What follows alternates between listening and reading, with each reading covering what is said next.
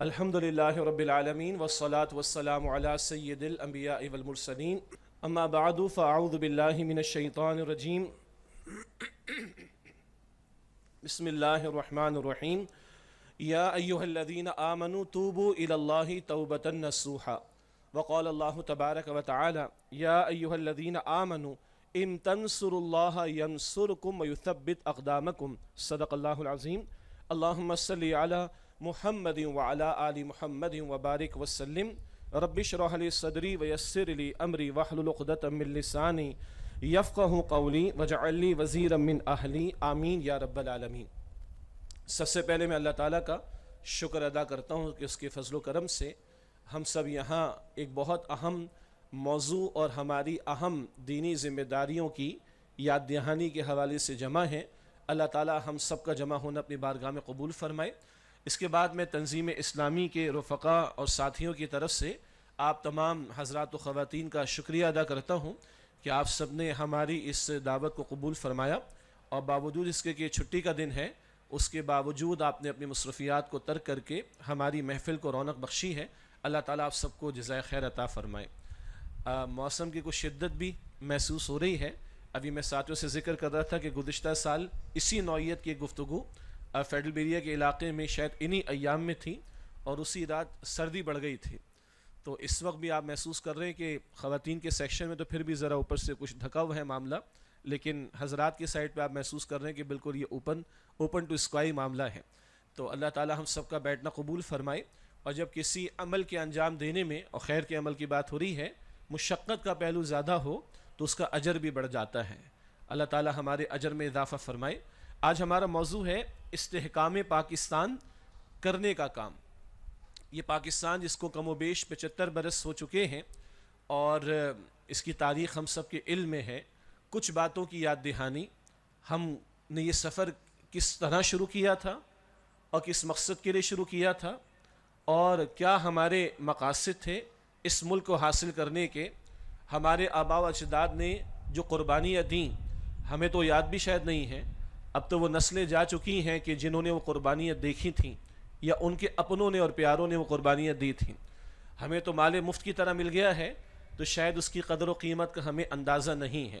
تو ماضی کے جھروکوں سے کچھ باتوں کی یاد دہانی کہ کیا ہمارے مقاصد تھے، کس مقصد کے لیے ہم نے یہ مملکت خداداد پاکستان حاصل کی، کس انداز سے اللہ تعالیٰ نے مملکت خداداد ہمیں عطا فرمائی، اور اس کے بانی، اس کا تصور پیش کرنے والے، اس کی تحریک میں حصہ ڈالنے والے لوگوں کے پیش نظر مقاصد کیا تھے، اور آج ہم کہاں کھڑے ہیں، اور کس ذلت اور رسوائی کا شکار ہیں، اور کس طرح کے عذابوں، تنبیہات، آزمائشوں، مصائب، پریشانیوں میں گھرے ہوئے ہیں۔ تو اس سارے تناظر میں کرنے کا کام کیا ہے؟ صرف مرثیہ کہنا کافی نہیں ہے، وہ تو بڑا آسان کام ہے، لیکن اپنے حصے کا چراغ جلانا، اپنے حصے کی محنت کرنا، اپنے حصے کا کام کرنا، اس بات کی یاد دہانی کے لیے انشاءاللہ مزید گفتگو آگے آپ کے ہمارے سامنے آئے گی۔ بات کو کچھ نکات کے ذیل میں آپ کے سامنے رکھنا چاہوں گا، اور تقریباً کوئی 11 کے قریب نکتے ہیں جو انشاءاللہ تعالی میں چاہوں گا کہ میری گفتگو میں میرے اور آپ کے سامنے یاد دہانی کے طور پر آ جائیں۔ سب سے پہلی بات جو عرض کرنا مقصود ہے وہ یہ ہے کہ پاکستان یہ اللہ سبحانہ و تعالیٰ کا ایک بہت عظیم عطیہ ہے، اور ہم سب واقف ہیں کہ ماہ رمضان کا مبارک مہینہ اور ماہ ایک ہی بات ہے، نزول قرآن کا مہینہ، اور پھر اس کی 27ویں شب ہو اور شب جمعہ بھی ہو، ان مبارک ساعتوں میں یہ مملکت خداداد اللہ تعالیٰ نے ہمیں عطا فرمائی۔ اس میں شک نہیں ہے کہ ظاہری اعتبار سے ہندو کا تعصب، اس سے بھی ہمیں خوف تھا۔ مسلمانوں کی تعداد ہندوؤں کے مقابلے میں کم تھی، انگریز نے ہندوؤں کو بہت زیادہ نوازا تھا، معاشی اعتبار سے بھی انگریز کے نوازے جانے کی وجہ سے ہندو کچھ زیادہ بہتر پوزیشن میں تھے۔ ہمارے پاس وسائل کی کمی اور مصائب کا زیادہ ہونا، یہ وہ سارے پہلو تھے کہ ہندو کی اکثریت کا خوف کہ اگر ہندوستان سے انگریز چلا گیا تو ہمارے لیے ہندو مصیبت نہ بن جائے۔ کوئی شک نہیں ظاہری اعتبار سے یہ خوف بھی ہم پر مسلط تھا۔ البتہ ایک نعرہ کہ پاکستان کا مطلب کیا؟ لا الہ الا اللہ، اس نے اس محنت میں ایک نئی روح پھونک دی، ایک ایمانی روح پھونک دی، ایک جذبہ پیدا کر دیا، اور لوگ جانیں قربان کرنے کے لیے بھی، گھر بار کو چھوڑنے کے لیے بھی، اپنے آپ کو پیش کرنے کے لیے بھی تیار ہوئے۔ گلی گلی، کوچے کوچے، کونے کونے سے یہی آوازیں بلند ہوئی کہ پاکستان کا مطلب کیا؟ لا الہ الا اللہ۔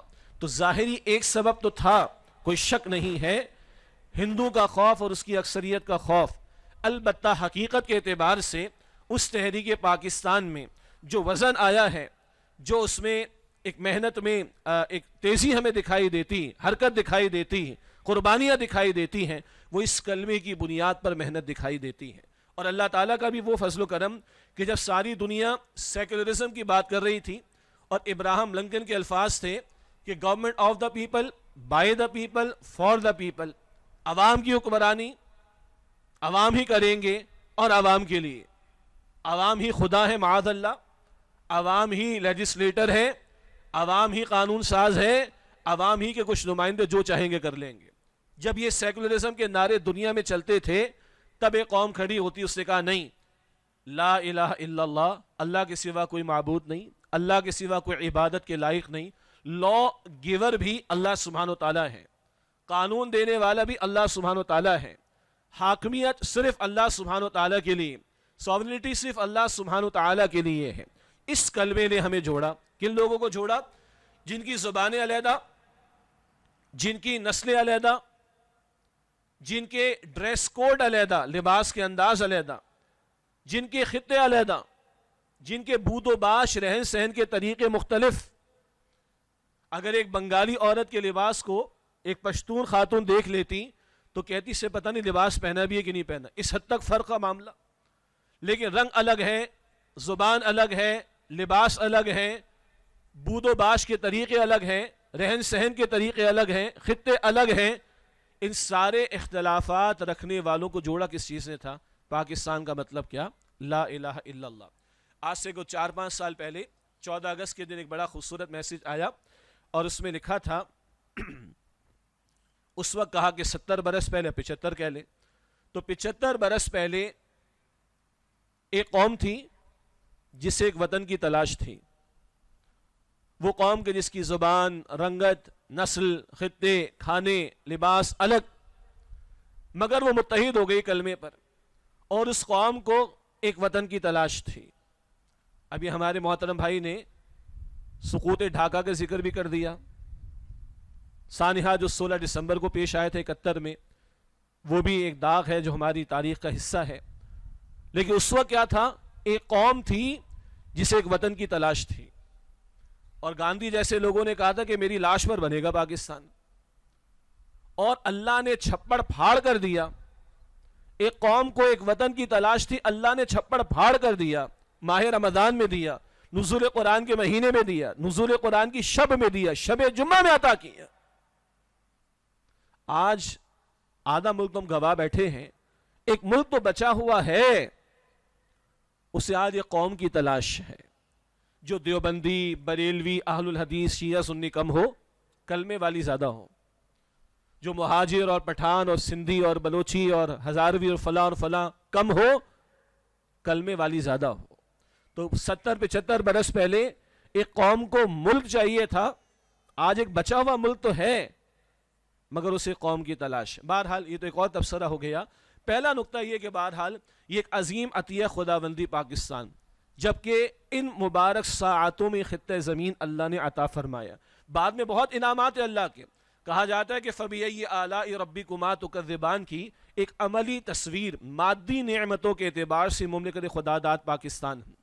دنیا میں کم ہی ممالک ہیں جن کو چاروں سیزنز، چاروں موسم میسر ہوں۔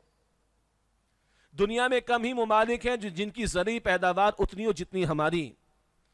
دنیا کے کم ہی ممالک ہیں جن کے ہاں اب تو سارا برین ڈرین ہو گیا نا، ہمارا انٹلیکچول طبقہ تو باہر جا رہا ہے۔ کم ہی ممالک ہے جہاں سے اتنا انٹلیکچول طبقہ یا لیبر کلاس کے لوگ دنیا کو میسر آتے ہوں۔ بہرحال بہت سارے اعتبارات سے اللہ انعامات فرماتا رہا ہم پر، حتیٰ کہ چھپڑ پھاڑ کر اللہ تعالیٰ نے ایٹمی صلاحیت بھی ہمیں عطا فرما دی، اللہ تعالیٰ نے میزل ٹیکنالوجی ہمیں بہترین عطا فرمائی ہے۔ ہماری افواج ان کے کردار کے حوالے سے خود ان کے اعتراف اگر سامنے آ رہے ہیں تو مزید تفسیری کی فی الحال ضرورت نہیں، مگر دنیا کی بہترین افواج میں شامل، تربیت کے اعتبار سے، عسکری تربیت کے اعتبار سے۔ تو مادی اعتبارات سے بھی اللہ نے اس قوم کو، اس ملک کو بڑا نوازا اور عطا کیے چلا جا رہا ہے۔ یہ الگ بات ہے کہ ہم سمجھ نہیں رہے تو تنبیہات بھی دے رہے ہیں ہمیں وہ۔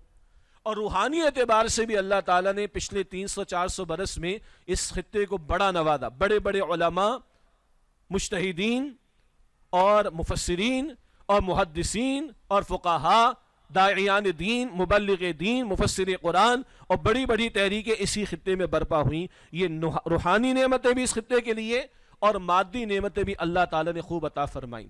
یہ تو ایک مثبت پہلو جو ہمارے ذہن میں رہنا چاہیے کہ یہ پاکستان اللہ تعالیٰ کا ایک عظیم عطیہ ہے جو اس نے اپنی رحمت کے طفیل، جیسے کہ اس نے قرآن عطا فرمایا الرحمن علم القرآن، اسی طرح نزول قرآن کے مہینے اور شب میں اور شب جمعہ میں گویا کہ اللہ تعالیٰ نے نازل فرمایا ہے یہ پاکستان، اور اس سے اللہ نے بڑا کام لینا ہے، اس میں کوئی شک نہیں ہے۔ ہاں ہماری ناہنجاری جو کچھ ہے وہ ذکر ابھی آگے چل کر آ جائے گا انشاءاللہ۔ اگلا نقطہ جو آپ کے سامنے رکھنا مقصود ہے، جو ابھی آیات تلاوت کی گئی سورہ انفال کی، اور ان کے ذیل میں ہجرت مدینہ کے تعلق سے ایک ذکر بھی آ گیا ہے۔ جب مکہ مکرمہ سے ہجرت کا معاملہ ہوا مدینہ شریف کی طرف، اولاً وہ یثرب تھا اور پھر مدینۃ النبی قرار پایا، نبی کا شہر قرار پایا صلی اللہ علیہ وآلہ وسلم۔ جب یہ ہجرت ہو گئی، اور کس لیے ہجرت ہوئی؟ گھر کو چھوڑا ہے، ماں باپ کو چھوڑا ہے، بیوی بچوں کو چھوڑا ہے، اپنے ایسٹس کو چھوڑا ہے، اپنی جائیدادوں کو چھوڑا ہے، اپنے کاروبار اگر ہے تو ان کو چھوڑا ہے، اپنے سگے رشتہ داروں کو چھوڑا ہے۔ کس لیے؟ اللہ کی خاطر۔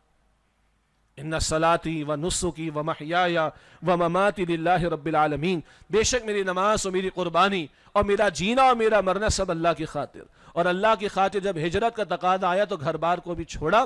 یہ اللہ کے پیارے رسول علیہ السلام کے پیارے صحابہ کرام نے رضی اللہ عنہم اجمعین۔ اس ہجرت مدینہ کے بعد تاریخ انسانی میں اسی تسلسل میں اللہ کی خاطر اور اس کے دین کی خاطر کہ ایک خطہ میسر آئے جہاں اللہ کے دین پر عمل کر سکے، نہ صرف ایک انفرادی زندگی میں بلکہ اجتماعی سطح پر بھی، اس ہجرت مدینہ جو محمد مصطفیٰ علیہ السلام کے دور میں ہوئی، اس کی کچھ یاد اگر تازہ ہے دنیا کے سامنے تو اس ہجرت کے تعلق سے کہ جس ہجرت کے موقع پر ہم نے یہ ملک حاصل کیا تھا، یہ پاکستان حاصل کیا تھا، اسی ہجرت کی ایک خوبصورت مثال اس کے تسلسل میں عرض کرنا چاہ رہا ہوں۔ یہ قیام پاکستان کے موقع پر معاملہ ہوا۔ باقی یہ گفتگو میں کراچی میں کر رہا ہوں اور نیو کراچی میں کر رہا ہوں، تو کراچی والوں کا خاص ذکر تو بعد میں آئے گا انشاءاللہ تعالی۔ ہمارے ساتھ جو مہاجروں کے نام پر ڈرامہ کیا گیا، جو ظلم کیا گیا، جو بربادی آئی اس شہر کے اندر، وہ درد دل ماضی میں بھی بیان کرتے رہے۔ خواہ وہ الطاف حسین کراچی میں کیا کچھ کر کے چلے گئے اور ایم کیو ایم بعد میں کیا کچھ ہوتا رہا اس کے زیر اثر، 20 سال سے باتیں بیان کی ہیں، آج بھی بیان کریں گے انشاءاللہ۔ ہوا کیا ہے ہمارے ساتھ ڈرامہ، کیا ظلم ہوا ہے ہمارے ساتھ، وہ درد دل تو آئے گا بعد میں۔ باقی ہم کہتے ہیں مہاجروں کی اولاد ہیں، تو یہ ہجرت کس لیے ہوئی تھی؟ آج بھی اب تو وہ کوئی 90-100 برس کا ہوگا تو اس کو کچھ واقعات یاد ہوں گے۔ 75 سال کا تو پاکستان ہو گیا ہے، تو اگر کوئی 80 سال کا بھی ہوگا تو 5 سال والے کو تو اتنے واقعات یاد نہیں ہوں گے۔ کوئی 90 سال کا ہوگا تو کچھ 100 برس کا کوئی زندہ ہو تو اس سے پوچھ لیں۔ ہم نے جو سنے واقعات، آنکھوں سے آنسو نکلتے، خون کے آنسو نکلتے۔ اللہ اکبر کبیرہ، اپنے بچپن میں ان سے سنے کہ جو اس وقت زندہ تھے اور سارے واقعات اور حالات دیکھ کر آئے تھے۔ تو کوئی شک نہیں کہ ہجرت مدینہ کی ایک بہت ہی پیاری مثال، ریفلیکشن کہیں گے، جھلک کہیں گے، کہ اللہ کی خاطر اور اس کے دین کی خاطر اپنے شہروں کو، اپنے محلوں کو، اپنے گھرانوں کو، اپنے کاروبار کو، اپنے رشتہ داروں کو چھوڑا ہے۔ کس لیے؟ پاکستان کا مطلب کیا؟ لا الہ الا اللہ۔ اور لا الہ الا اللہ کا مطلب کیا ہے؟ عبادت اللہ کی 24 گھنٹے، اطاعت اللہ کی 24 گھنٹے، انفرادی زندگی میں بھی اسلام اور اجتماعی زندگی میں بھی اسلام۔ یہ دوسرا نقطہ بھی میری آپ کی ہم سب کی یاد دہانی کے لیے۔ تیسرا نقطہ ہم سب جانتے ہیں 2 قومی نظریے کے حوالے سے، بہرحال اس کو بھی اب ملائن کرنے کی کوشش، یعنی اس کو بگاڑنے کی کوشش، اور یونٹی آف ریلیجن کی باتیں۔ ارے کوئی رام کو مانے، کوئی رحمان کو مانے، کوئی گاڈ کو مانے، کیا مسئلہ ہے آخر؟ کوئی پریشانی نہیں ہونی چاہیے؟ چلتا ہے؟ نہیں چلتا، نہیں چلتا۔ اللہ کہتا ہے اللہ کو ماننے کا کوئی دعویٰ کرے اور آخرت کو ماننے کا دعویٰ کرے اور محمد مصطفیٰ کو نہ مانے صلی اللہ علیہ وسلم، اس کا اللہ کو ماننے کا دعویٰ باطل، اس کا آخرت کو ماننے کا دعویٰ باطل، وہ ایمان والا نہیں ہو سکتا جو محمد مصطفیٰ علیہ السلام پر ایمان نہ لائے۔ تو بہرحال یہ دو قومی نظریہ یہ کوئی 1947 کی پیداوار نہیں، یہ تو جب سے انسانیت کا سلسلہ شروع ہوا تب سے معاملہ ہے، اور تب سے اللہ نے وحی کا سلسلہ قائم فرمایا، اور اس وحی کا آخری ایڈیشن قرآن حکیم کی صورت میں ہمارے سامنے، اور مختلف پیرایوں میں اللہ تعالیٰ کبھی حزب اللہ اور حزب الشیطان کہہ کر تقسیم کرتا ہے۔ دو ہی پارٹی ہیں اللہ کے نزدیک، اور دو ہی گروہ اللہ کے نزدیک ہے۔ سورہ تغابن کے شروع میں آتا ہے هو الذی خلقکم فمنکم کافر ومنکم مؤمن، وہ اللہ ہے جس نے تمہیں پیدا فرمایا، تم میں سے کچھ مومن ہے، تم میں سے کچھ کافر ہیں۔ تو دو قومی نظریہ کیا تھا؟ قائد اعظم نے بھی کہا، میں آپ کو ان کے الفاظ سنائی دیتا ہوں۔ یہ 17 نومبر 1945 اور ایڈورڈ کالج پشاور کی تقریر ہے قائد اعظم کی۔ ایک 11 اگست کی الٹی سیدھی تقریر بڑی معروف ہے ہمارے ہاں، اس کا ایک چھوٹا سا پوسٹ مارٹم کچھ لوگوں نے کیا، وہ بعد میں عرض کر دوں گا، ورنہ 100 سے زیادہ کم از کم تقاریر موجود ہیں جن میں خالص اسلام کا ذکر قائد اعظم کی گفتگو میں ملتا ہے۔ مثلاً یہ 17 نومبر 1945 ایڈورڈ کالج پشاور کی تقریر ہے۔ قائد اعظم کہتے ہیں کہ ہم دونوں قوموں یعنی مسلمان اور ہندو میں صرف مذہب کا فرق نہیں، ہمارا کلچر ایک دوسرے سے الگ ہے، ہمارا دین ہمیں ایک ضابطۂ حیات دیتا ہے، نظام زندگی جو زندگی کے ہر شعبے میں ہماری رہنمائی کرتا ہے۔ یہ قائد اعظم کے الفاظ ذہن میں رکھیے گا۔ آگے ان پر الزام جو لگاتے ہیں سیکولر تھے قائد اعظم یا سیکولر پاکستان چاہتے تھے، اس الزام کا بھی تھوڑا سا پوسٹ مارٹم بعد میں کریں گے انشاءاللہ۔ تو قائد اعظم کہتے ہیں کہ ہمارا دین ہمیں ایک ضابطۂ حیات دیتا ہے جو زندگی کے ہر شعبے میں ہماری رہنمائی کرتا ہے، ہم اس ضابطے کے مطابق زندگی بسر کرنا چاہتے ہیں، اور اس کے لیے بہرحال خطہ زمین ہمارا الگ ہونا چاہیے۔ علامہ اقبال نے اس انداز سے تصویر کشی کی ہے یا اس کو بیان کیا ہے کہ اپنی ملت پر قیاس اقوام مغرب سے نہ کر، خاص ہے ترکیب میں قوم رسول ہاشمی صلی اللہ علیہ وآلہ وسلم۔ حاصل کلام قائد اعظم کلیئر ہیں دو قومی نظریے کے بارے میں، علامہ اقبال کلیئر ہیں دو قومی نظریے کے بارے میں، اور قائد اعظم کی بات، علامہ اقبال کی بات بعد میں آئے گی۔ اللہ کا کلام کلیئر ہے دو قومی نظریے کے بارے میں، اور یہ 1947 کی پیداوار نہیں ہے، یہ نظریہ یہ ڈے ون سے چلا آ رہا ہے۔ اللہ کے نزدیک دو ہی پارٹیاں دنیا میں، حزب اللہ یا حزب الشیطان، سورہ مجادلہ میں ذکر آتا ہے، اور اللہ کے نزدیک اصلاً دو گروہ ہیں، ماننے والے ایمان والے ہیں، نہ ماننے والے وہ کافر ہیں، اور یہ بھی بنیاد بنی ہے اس خطہ زمین یعنی پاکستان کے حصول کے اعتبار سے جس کے لیے جانیں دی گئیں، جس کا مختصر ذکر ابھی آپ کے سامنے آیا۔ اب وہ جانے دینے کا کیا ذکر کریں؟ مطلب جنہوں نے وہ ساری ٹرینوں کے ڈبے کٹتے ہوئے دیکھے اور نیزوں پر اچھلتے ہوئے لاشیں بچوں کے دیکھے، عورتوں اور بہنوں اور بیٹیوں کی عزتوں کو پامال ہوتے ہوئے دیکھا، جنہوں نے لاشوں کے ٹکڑے دیکھے ہوں، وہ آپ میں کیا فیل کر سکتے ہیں؟ آپ اور میں کیا محسوس کر سکتے ہیں اس کو؟ جن کی جائیدادیں آج بھی ہندوستان میں موجود ہیں، جو اپنے کاروبار کو چھوڑ کر آئے تھے۔ ایک بزرگ ملے، آج سے 10 سال پرانی بات ہے، وہ 80 برس کے تھے، ان کے خاندان میں کوئی شادی بیاہ کا موقع تھا، تو ہمارے قرآن اکیڈمی میں رابطہ کر کے درس کے لیے کہا گیا، ہم نے کہا پردے کا اہتمام کر دیں گے درس۔ ہم پہنچے، وہاں پردہ نہیں۔ میں نے کہا حضرت آپ نے، بولا بیٹا میری بات کیا کرتے ہو، یہ میری نواسیاں، یہ میری پوتیاں ہیں، میں کہہ کے تھک گیا ہوں، خدا کا خوف کرو، اماں عائشہ کا لباس اختیار کرو، ان لوگوں کو سمجھ نہیں آتی۔ پھر وہ کہتے ہیں میں قنوج کے علاقے سے تعلق رکھتا ہوں، ہندوستان کا قنوج کا علاقہ خوشبوؤں کے کاروبار کے حوالے سے بڑا مشہور ہے۔ ہم وہاں پہ لاکھوں کی اس وقت کی جائیدادیں چھوڑ کر آئے بیٹا، ہم اس لیے آئے تھے کہ یہاں فاطمہ الزہرا کی چادر نظر آئیں گی، یہاں عائشہ صدیقہ کی حیا نظر آئے گی، یہاں صدیق کا تقوی نظر آئے گا، یہاں عثمان کی سخاوت نظر آئے گی، یہاں علی کی شجاعت نظر آئے گی، یہاں فاروق کا عدل ہمیں ملے گا، قرآن کے احکام پر عمل ہوگا۔ ہم تو بیٹا اپنے گھر میں پردہ کرانے کے قابل نہ رہے، رونے دھاڑے مار مار کر۔ اس سے تو نہیں آئے تھے ہندوستان سے، یہاں پر بھارت سے، یہی سارا کرنا تو وہاں پہ کم ہے کوئی؟ تو بہرحال یہ باتیں بیان میں رہ گئی ہیں، لیکن بہرحال ینگسٹرز کو میں تو خاص طور پر کروں گا، اپنے بڑوں سے معلوم کریں، بعض لوگوں نے اس طرح کے بیانات ریکارڈ کروائیں، تحریر کی شکل میں، آڈیو مل جائے گا، ویڈیو مل جائے گا، اس وقت کی تاریخ پر ڈاکیومنٹریز مل جائیں گی. ذرا ہم پڑھیں تو صحیح اس پاکستان کی تاریخ کو. ہم تو مال مفت کی طرح اس کو دل بے رحم بنا کر استعمال کر رہے ہیں. یہ قربانیوں کے طفیل اللہ تعالیٰ نے اپنے فضل سے ملک پاکستان ہمیں عطا فرمایا تھا. اور مقصد کیا تھا؟ یہ دو قومی نظریہ. اور مقصد کیا تھا؟ ایک خطہ زمین، صرف محض زمین کے حصول کے لیے نہیں، جہاں اللہ کا دین غالب ہو، اللہ کی شریعت پر عمل درآمد کیا جا سکتا ہو. چوتھا نقطہ جو مجھے آپ کے سامنے رکھنا ہے، بات تو آ رہی ہے اس پر لیکن مزید کلام کرنا مقصود ہے، وہ ہے قیام پاکستان کا مقصد. کیوں لیا تھا خطہ زمین؟ آپ اور ہم جانتے ہیں کہ مسلم لیگ، اس وقت کی مسلم لیگ کے بعض حضرات کی کرتوتوں کو دیکھ کر قائد اعظم مایوس ہو کر برطانیہ چلے گئے تھے واپس. اور ان کو واپس بلانے میں بڑا کردار ہے علامہ اقبال کا.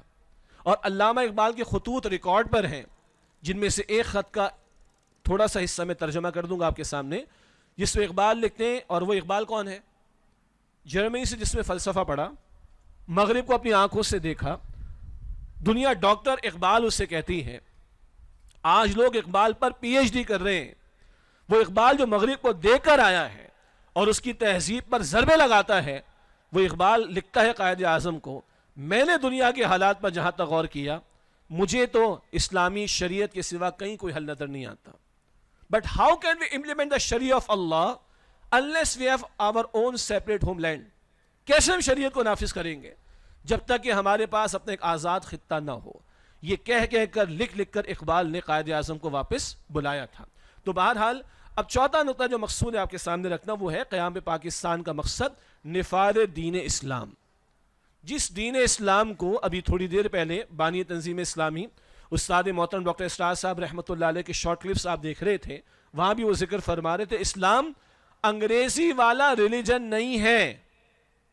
اسلام اس دین، system of life, code of life, نظام حیات اور زندگی کے تمام گوشوں کے لیے رہنمائی دیتا ہے. خواہ وہ عقائد کا معاملہ ہو، ایمانیات کا معاملہ ہو، باطنی امور کا معاملہ ہو، دل کے اعمال کی بات ہو.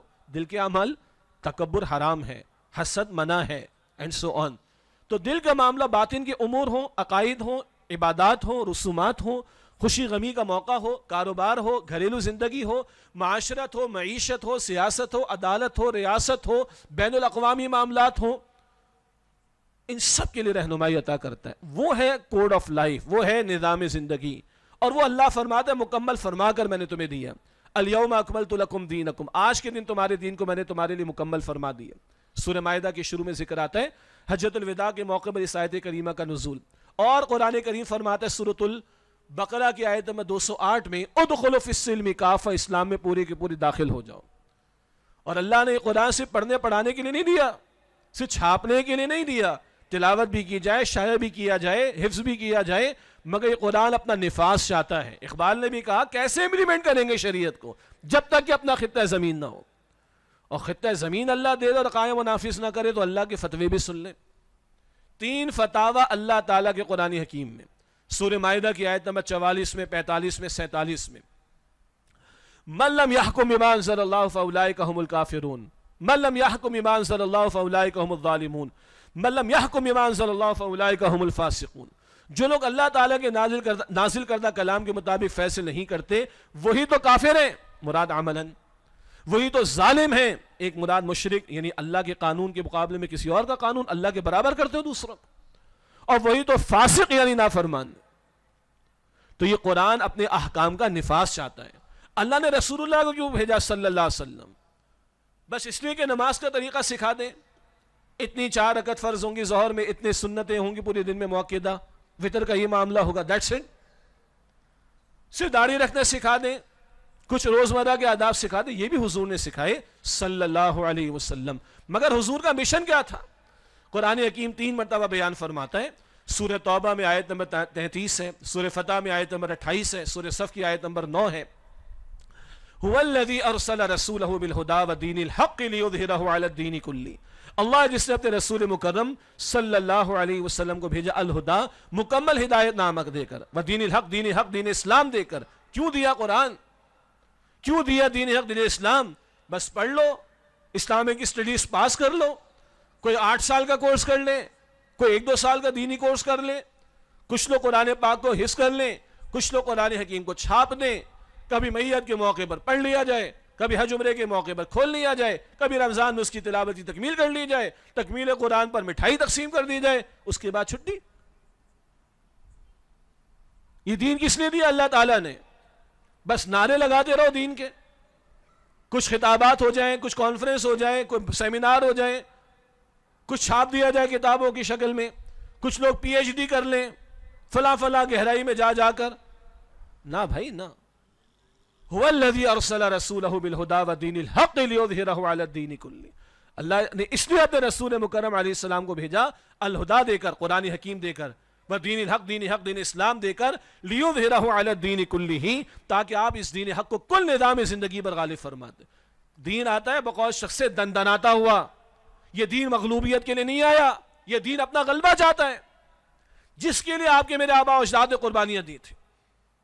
اور آج حالت کیا ہے؟ اے خاص ہے خاصان رسول وقت دعا ہے, امت پہ تیری آ کے آج جب وقت پڑا ہے. وہ دین جو بڑی شان سے نکلا تھا وطن سے, پردیس میں آج غریب الغربا ہے. آج افسوس ہی کوئی نہیں. آج تو عقیدے جا رہے ہیں ہمارے دھڑلے سے. اللہ کو ہم چیلنج کر رہے ہیں, آگے ذکر آئے گی, ذکر میں بات آئیں گی انشاءاللہ. اللہ کو چیلنج کر رہے ہیں, اللہ ہم تو دھڑلے سے تیرے ساتھ جنگ کریں گے, نہیں چھوڑیں گے جنگ, سود کا دھندا نہیں ختم کریں گے. آج تو حالت یہ ہے. اور لیا کس لیے تھا ملک؟ اسلام کے نفاذ کے لیے. اور اسلام کا نفاذ کیا ہے؟ انفرادی سطح پر چند اعمال نہیں, اجتماعی معاملات میں اللہ کو بڑا مان کر اس کا حکم ماننا اور نافذ کرنا. خواہ وہ معاشرت ہو, معیشت ہو, سیاست ہو, عدالت ہو یا ریاست کے معاملات ہو, وہاں دین اپنا غلبہ چاہتا ہے. اس مقصد کے لیے اللہ نے اپنے رسول مکرم علیہ السلام کو بھیجا تاکہ زمین پر اللہ سبحانہ وتعالیٰ کا دین غالب ہو جائے. اگلا 5واں نقطہ ہے وہ علامہ اقبال کے حوالے سے. آج بھی لوگ ہیں علامہ اقبال کو بھی نہیں چھوڑتے, قائد اعظم کو بھی نہیں چھوڑتے. کراچی کا ایک بڑا ادارہ ہے, نام نہیں لیتا, جہاں گورنمنٹ آفیسرز میں جو گریڈ 20+ کے لوگ ہوتے ہیں ان کے کچھ ٹریننگ کورسز ہوتے ہیں. تو 6 مہینے کے کورس میں ایک ٹاپک نکل آیا غلطی سے کہ اسلامک اسٹیٹ کیا ہوتی ہے. تو ہمارے ایک ہمدرد تھے, ان کا جی آپ آ کے لیکچر دے دیں. ہم نے تیاری کر کے گئے, لیکچر دے دیا. تو اقبال کو سب کوٹ کرتے ہیں, میں بھی کوٹ کر رہا ہوں. تو آگے سے انہوں نے کہا, آپ کو لطیفہ ہی محسوس ہوگا کہ بھائی وہاں تو اجلاس کا کورم ہی پورا نہیں تھا.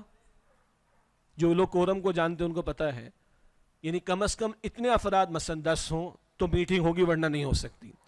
تو وہاں تو کورم ہی پورا نہیں ہوا. تو اقبال نے خطاب کے خواب کیا ہوگا خطبہ الہ آباد. ایسے بھی لطیفے چھوڑنے والے پڑھے لکھے لوگ اس گریڈ میں بھی اس ملک میں موجود ہیں. یعنی جو اقبال کو بھی پتہ نہیں کہاں سے کہاں پہنچاتے اور قائد اعظم پر بھی الزامات لگاتے ہیں. بہرحال علامہ اقبال مرحوم کا تصور پاکستان کیا تھا؟ بھائی مصور پاکستان تو اقبال ہے نا, اور کوئی شک نہیں ہے. بہرحال مجھے اشعار زیادہ یاد نہیں ہیں, لیکن چند جو مجھے یاد ہیں وہ ہم میں سے اکثر کو یاد ہوں گے. اور وہ اشعار آج بھی کبھی ہمارے لہو کو گرماتے, کبھی احساس ضیاء پیدا کرتے, کبھی امید کی کرن بھی ہمارے سامنے رکھتے. سروری زیبا فقط اس ذات بے ہمتا کو ہے, حکمراں ہے ایک وہی باقی بتانے آزری. یہ خدائی کے دعوے کرنے والے چھوٹے چھوٹے فرعون کہاں سے پیدا ہو گئے؟ We are the sole supreme power on the earth, government of the people, by the people, for the people. یہ خدائی کے دعوے ہیں نہیں. سروری زیبا فقط اس ذات بے ہمتا کو ہے, حکمراں ہے ایک وہی باقی بتانے آزری. حاکمیت اللہ کے لیے ہے. اور یہ اقبال ترجمانی کر رہا ہے قرآن حکیم کی. 3 مرتبہ قرآن کریم اللہ فرماتا ہے, سورہ انعام کی آیت نمبر 57 میں, سورہ یوسف کی آیت نمبر 40 میں, سورہ یوسف کی آیت نمبر 67 میں, ان الحکم الا للہ, حکم کا اختیار فقط اللہ سبحانہ وتعالیٰ کے لیے ہے. الہ آباد میں اقبال نے کیا کہا؟ بچے بھی موجود ہیں, اسٹوڈنٹس اسکول کے بھی ہوں گے, پاکستانی اسٹڈیز میں کام بھی آئے گا, سن بھی لیں, یاد بھی کر لیجئے گا انشاءاللہ. اقبال نے کہا 1930 کے خطبہ الہ آباد میں, کہتے ہیں کہ میں ہندوستان اور اسلام کے بہترین مفاد میں ایک الگ مسلم ریاست کے بنانے کا مطالبہ کرتا ہوں. اور پھر اقبال کہتے ہیں اگر ایسا ہو جائے, جو کہ ہوا مگر ابھی تعبیر باقی ہے, اگر ایسا ہو جائے تو کیا ہوگا؟ اقبال کہتے ہیں کہ اسلام کے لیے ایک موقع ہوگا کہ عرب ملوکیت کے تحت اس پر جو پردے پڑ گئے تھے ان سے چھٹکارا حاصل کر سکیں, اور اپنے قوانین, تعلیمات اور ثقافت کو اپنی اصل روح کے ساتھ روح اصل سے ہم آہنگ کر سکیں. وہ جو دور ملوکیت میں ملوکیت آ گئی اور اسلام کی اصل تصویر اس پر پردے پڑ گئے, اگر ایک آزاد ریاست ہمیں ہندوستان میں مل جائے تو اسلام کی صحیح تصویر دنیا کے سامنے پیش کرنے کا ہمیں موقع مل جائے گا۔ تو اللہ کی حاکمیت کا ذکر بھی، یہود دشمن مسلمانوں کے اس کا ذکر بھی، اسلام غالب ہوگا اس کی خوشخبری بھی، اور احساس ضیاء بھی، وہ زمانے میں معزز سے مسلمان ہو کر اور تم خار ہوئے تارک قرآن ہو کر، آج تمہاری ہماری ذلت کی وجہ کیا ہے؟ قرآن کو ترک کر دینا۔ ثواب کے لیے پڑھ لیا، انتقال کے موقع پر پڑھ لیا بس، اور زندہ قرآن کے در ہے، نافذ شدہ قرآن کے در ہے نہیں تو تبھی ذلیل ہے۔ وہ زمانے میں معزز سے مسلمان ہو کر اور تم خار ہوئے تارک قرآن ہو کر۔ اور پھر اقبال کہتے ہیں کہ محمد سے وفا تو نے تو ہم تیرے ہیں، یہ جہاں چیز ہے کیا لوح و قلم تیرے ہیں۔ اور محمد مصطفیٰ سے وفا کیا ہے؟ صلی اللہ علیہ وسلم۔ ان کے مشن میں شرکت کرو، ان کے لائے ہوئے دین پر اگر آنچ آئی تو کھڑے ہو جاؤ۔ اگر آج وہ مغلوبیت کا دور دیکھ رہا ہے وہ دین، تو تم آرام سے سو کیسے جاتے ہو؟ تمہاری نیندیں کبھی حرام ہوتی؟ تمہارے چہروں کا رنگ کبھی اڑتا ہے کہ نہیں؟ اور پھر اقبال امیدیں بھی دلاتا ہے، آسماں ہوگا سحر کے نور سے آئینہ پوش، اور ظلمت رات کی سیما بپا ہو جائے گی، پھر دلوں کو یاد آ جائے گا پیغام سجود، پھر جبھی خاک حرم سے آشنا ہو جائے گی، آنکھ جو کچھ دیکھتی ہے لب پہ آ سکتا نہیں، محو حیرت ہوگی دنیا کیا سے کیا ہو جائے گی، شب گریزہ ہوگی آخر جلوہ خورشید سے، یہ چمن معمور ہوگا نغمہ توحید سے۔ انشاءاللہ ہوگا۔ اقبال کے سامنے بھی رسول اللہ علیہ السلام کی احادیث ہوں گی، بارہا ان کو ہم نے تنظیم اسلامی کی پلیٹ فارم سے عام کرنے کی کوشش کی ہے۔ ایک ہی حدیث کا حوالہ کفایت کرے گا۔ اللہ کے رسول نے فرمایا صلی اللہ علیہ وسلم، صحیح مسلم شریف کی روایت، میرے رب نے پوری زمین لپیٹ کر مجھے دکھائی، میں نے اس کے مشرق کو بھی دیکھا، اس کے مغرب کو بھی دیکھا، اور میری امت کا اقتدار وہاں تک پہنچے گا جہاں تک زمین مجھے لپیٹ کر دکھا دی گئی۔ یہ ہونا ہے ابھی۔ تو اقبال کہتا ہے یہ ہو کر رہے گا۔ اللہ تعالیٰ اس الہامی تدبیر کا جو ایک کام چل رہا ہے اس کا حصہ مجھے اور آپ کو بھی بنائے، اس میں مجھے اور آپ کو ہمارا حصہ ڈالنے کی توفیق عطا فرمائے۔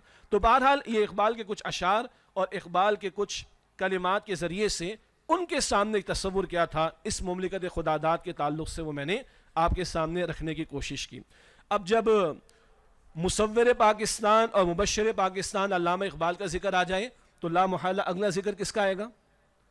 بانی پاکستان قائد اعظم مرحوم کا۔ قائد اعظم کا تصور پاکستان، اس حوالے سے بھی چند باتیں اور کچھ ان پر الزام لگانے والے بھی ہیں، اس کا بھی تھوڑا سا پوسٹ مارٹم انشاءاللہ کرنے کی کوشش کریں گے۔ قائد اعظم کے بہت سارے اقوال ہم پڑھتے ہیں، کچھ میں آپ کو زبانی جلدی سے سنائی دیتا ہوں، اور ماضی میں ہمارے کراچی کے ایک ساتھی ہیں ویژن آف جنا کے نام سے ایک کتابچہ انہوں نے مرتب کیا تھا، اس کو بھی ہم نے عام کیا تھا، اور قائد اعظم کے کئی خطابات یا تقاریر کی کوٹیشنز اس میں شامل ہیں۔ اسی طرح جو قائد اعظم اکیڈمی ہے کراچی میں مزار قائد کے قریب، وہاں سے 4 والیوم میں the voice and the speech of the Quaid Azam, 4 موٹی موٹی کتابیں ہیں جن میں انگریزی میں وہ سارے خطابات مختلف اخبارات کے حوالے سے موجود ہیں۔ تو یہ جو باتیں اب بیان ہو رہی ہیں کوئی نئی نہیں ہیں لیکن چھپائی جاتی ہیں، یا ایک تقریر قائد اعظم کی 11 اگست کی اٹھا کر اس کو مس کوٹ کیا جاتا ہے اور بقیہ پر پردے ڈالنے کی کوشش کی جاتی ہے۔ ذرا ایک لائن میں چند باتیں سنیے گا۔ 13 جنوری 1938 پاکستان کا قیام ہے 47 میں، یہ 1938 کی بات۔ مسلم لیگ، اس وقت کی مسلم لیگ، آج والی نہیں، ہاں ذہن میں رکھیے گا، مسلم لیگ کا جھنڈا اسلام کا جھنڈا ہے۔ 22 نومبر 1938 اسلام کا قانون دنیا کا بہترین قانون ہے۔ 18 اپریل 1938 اسٹار آف انڈیا، ملت اسلامیہ عالمی ہے، یہ خطے کی پابند نہیں ہے، پاکستان آغاز ہے، مقصود نہیں ہے، آغاز ہے، منزل نہیں ہے۔ کہتے ہیں کہ ملت اسلامیہ عالمی، یہ امت یونیورسل ہے، گلوبل ہے۔ پھر 13 نومبر 1939 عجیب جملہ ہے، انسان خلیفت اللہ ہے۔ تو خلافت کا تصور قائد اعظم کو بھی کلیئر تھا۔ یہ تو آج لوگ معاذ اللہ بعض ہمارے دینی بھائی بھی ذرا کچھ حجاب محسوس کر رہے ہیں خلافت کی بات کرنے میں، انا للہ و انا الیہ راجعون، اور ہمارا تو سلوگن ہی خلافت کے لفظ سے موسوم ہے تنظیم اسلامی کا۔ بہرحال تو قائد اعظم 1939 میں کہہ رہے انسان خلیفۃ اللہ ہے، اللہ کا خلیفہ ہے. جب اللہ کا خلیفہ ہے تو اپنی مرضی تھوڑی چلائے گا، وہ اللہ کی مرضی کو جاری کرنے کی کوشش کرے گا. اور اللہ کی مرضی میرے وجود پر بھی چلنی چاہیے، میرے گھر میں بھی چلنی چاہیے، میرے معاشرے میں بھی چلنی چاہیے، نظام میں بھی چلنی چاہیے، پورے عالم میں چلنی چاہیے. اس کے لیے پاکستان چاہیے ہمیں. پھر 9 مارچ 1940 ٹائمز آف لنڈن ہے یہ، ہندو اور مسلمان دو جدا گانا قومیں، دو قومی نظریہ. 26 مارچ 1940 میرا پیغام قرآن ہے. پوچھا گیا تھا، یہ تو بچوں کو یاد ہے، آپ کا آئین کیا ہوگا؟ ہمارا آئین قرآن. 1300 برس، آج کہیں گے 1400 برس سے زائد. ہمارا آئین تو قرآن میں دے دیا گیا. اب وہ ایک نقطہ جو 11 اگست 1947 کی ایک تقریر کا حوالہ دیا جاتا ہے قائد اعظم کے حوالے سے، اور کہا جاتا ہے کہ بھئی ہندو رہے کوئی مسئلہ نہیں، مسلمان رہے کوئی مسئلہ نہیں، چلتا ہے. اس جملے کو توڑ مڑوڑ کر پیش کر کے لوگ کہتے ہیں کہ قائد اعظم خود بھی سیکولر تھے اور سیکولر اسٹیٹ چاہتے تھے. اس جملے یا ان حوالوں کے حوالے سے، یا اس حوالے سے معاف کیجیے گا، یہ 11 اگست 1947 کی تقریر، اس کا بھی پوسٹ مارٹم بعض حضرات نے اور ایک خاتون نے کیا ہے، اور برطانیہ میں جا کے ساری لائبریریز چھان ماری، وہ اصل تقریر میں جملے کہیں نہیں ملے.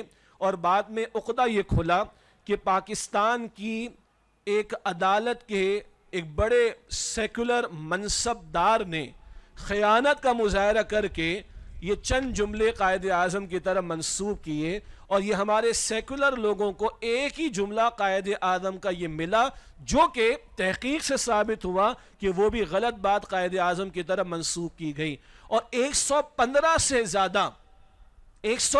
سے زیادہ حوالہ جات جس کے اس دور کے اخبارات کی کٹنگز موجود ہیں، جن میں بار بار اسلام اور قرآن اور دین اور خلافت اور محمد مصطفیٰ صلی اللہ علیہ وسلم اور خلافت راشدہ، 115 حوالے موجود ہیں جن کے اصل اس دور کے اخبارات کی کٹنگز موجود ہیں. ان کے اوپر پردہ ڈالنے کی کوشش کی جاتی ہے. اور بڑا پیارا کسی نے نقطہ بیان کیا کہ اگر پاکستان کو سیکولر بنانا تھا تو ہندوستان سے الگ ہونے کی ضرورت کیا پڑی تھی؟ اگر پاکستان کو سیکولر اسٹیٹ بنانا تھا تو پھر اتنا تکلف کرنے کی ضرورت کیا پڑی تھی؟ یہ ہزاروں جانے دینے کی کیا ضرورت پڑی تھی؟ ہجرت کرنے کی کیا ضرورت پڑی تھی؟ ہندوستان سے نکلنے کی کیا ضرورت پڑی تھی؟ وہ سیکولر اسٹیٹ نہیں ہے آج. ہاں، RSS والوں نے اور مودی نے آ کر کم سے کم پاکستان کے مسلمانوں کو تو آزادی کی قدر بتا دی کہ نہیں؟ آج تو وہ حالت ہے وہاں پر. لیکن اگر سیکولرزم کے دعوے دار یا دلدادہ لوگ یہ کہتے ہیں کہ پاکستان سیکولر اسٹیٹ بننا تھا، تو بھائی ہندوستان سے الگ ہونے کی ضرورت کیا پڑی تھی؟ اس پر خود قائد اعظم نے کہا ہے. سبحان اللہ. یہ قائد اعظم کا خطاب ہے پاکستان کے بن جانے کے بعد، 25 جنوری 1948، اور یہ کراچی بار ایسوسی ایشن کا خطاب ہے قائد اعظم کا. کہتے ہیں اسلامی اصول آج بھی ہماری زندگی کے لیے اسی طرح قابل عمل ہیں جس طرح 1300 سال پہلے قابل عمل تھے. آج ہم 1400 سال کہہ لیں پلس. اسلامی اصول آج بھی ہماری زندگی کے لیے اسی طرح قابل عمل ہیں جس طرح 1300 سال پہلے قابل عمل تھے. پھر قائد اعظم کہتے ہیں میں نہیں سمجھ سکا کہ لوگوں کا ایک گروہ جان بوجھ کر فتنہ اندازی سے یہ بات کیوں پھیلانا چاہتا ہے کہ پاکستان کا آئین شریعت کی بنیاد پر مدون نہیں کیا جائے گا. دوبارہ سنیے، قائد اعظم بھی کنفیوز ہے. وہ کہہ رہے ہیں کہ میں نہیں سمجھ سکا کہ لوگوں کا ایک گروہ جان بوجھ کر فتنہ اندازی سے یہ بات کیوں پھیلانا چاہتا ہے کہ پاکستان کا آئین شریعت کی بنیاد پر مدون نہیں کیا جائے گا. جو لوگ یہ سیکولرزم کی اس طرح کی باتیں کر رہے تھے یا کر رہے اس وقت کر رہے تھے، آج یہ فتنہ پرور لوگ ہیں. اور قائد اعظم کہتے پتہ نہیں کیا ہو گئی ان لوگوں کو. ہم نے تو لیا شریعت کے لیے، ہم نے تو لیا قرآن کی بالادستی کے لیے، سنت کی بالادستی کے لیے. اور اس سے بڑھ کر ایک کوٹیشن ہے قائد اعظم کا، یہ ان کی وفات سے 2 یا 3 دن پہلے کی بات ہے، اور ان کے پرسنل ڈاکٹر ذاتی معالج تھے ڈاکٹر ریاض علی شاہ، اور یہ چھپا ہے روزنامہ جنگ 11 ستمبر 1988 کو. ڈاکٹر ریاض علی شاہ دو قائد اعظم کے ذاتی معالج تھے، پرسنل ڈاکٹر تھے. وہ کہتے ہیں کہ قائد اعظم بڑے کمزور تھے، بڑا کان قریب لے جا کر بات سننا پڑتی تھی. کہتے ہیں کہ قائد اعظم نے کہا تم جانتے ہو جب مجھے یہ احساس ہوتا ہے کہ پاکستان بن چکا ہے تو میری روح کو کس قدر اطمینان ہوتا ہے. یہ کام مشکل تھا اور میں اکیلا کبھی نہ کر سکتا تھا. میرا ایمان ہے کہ یہ رسول اللہ صلی اللہ علیہ وآلہ وسلم کا روحانی فیض ہے کہ پاکستان وجود میں آ گیا. اب یہ پاکستانیوں کا فرض ہے کہ وہ اسے خلافت راشدہ کا نمونہ بنائیں. اصول وہاں سے لیں گے. علیکم بسنتی وسنت الخلفاء راشدین المہدیین. اللہ کے رسول نے فرمایا تم پر میری سنت پر اور میرے خلفاء راشدین جو ہدایت یافتہ ان کی سنت پر عمل کرنا لازم. یہی الفاظ قائد اعظم کہہ رہے ہیں کہ اب یہ پاکستانیوں کا فرض ہے کہ وہ اسے خلافت راشدہ کا نمونہ بنائیں تاکہ خدا اپنا وعدہ پورا کرے اور مسلمانوں کو زمین کی بادشاہت دے. اور میرا غالب گمان ہے کہ اس جملے کے پیچھے سورہ نور کی آیت نمبر 55 جو آیت استخلاف کے عنوان سے معروف ہے وہ شاید قائد اعظم کے سامنے ہو. سورہ نور کی آیت 55 بھی ہم نے بہت عام کی تنظیم اسلامی کے پلیٹ فارم سے وعد اللہ الذین آمنوا منکم وعاملوا الصالحات لیستخلفنہم فی الارض کما استخلف الذین من قبلہم. تمہیں سے جو لوگ ایمان لائے اور جنہوں نے نیک اعمال کیے اللہ نے ان سے وعدہ فرمایا ہے اللہ ضرور انہیں زمین میں خلافت عطا فرمائے گا جیسے اللہ نے اس سے پچھلے لوگوں کو خلافت عطا فرمائی تھی. یہ قائد اعظم کا تصور تھا.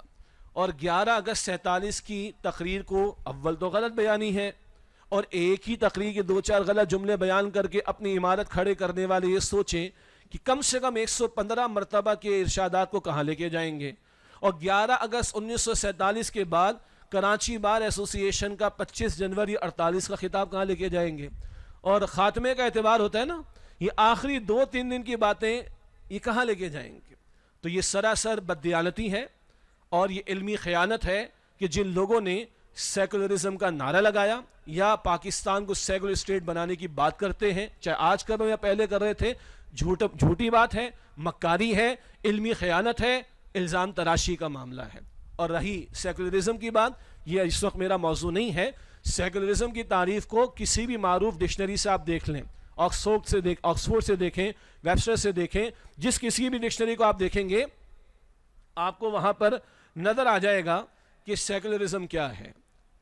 سیپریشن آف اسٹیٹ یا separation of social system economic system education system from religion.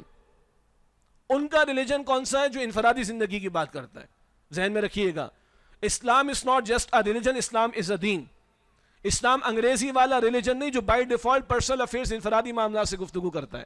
اسلام دین ہے جو زندگی کے تمام گوشوں کے لیے رہنمائی دیتا ہے. ذہن میں رکھیے گا.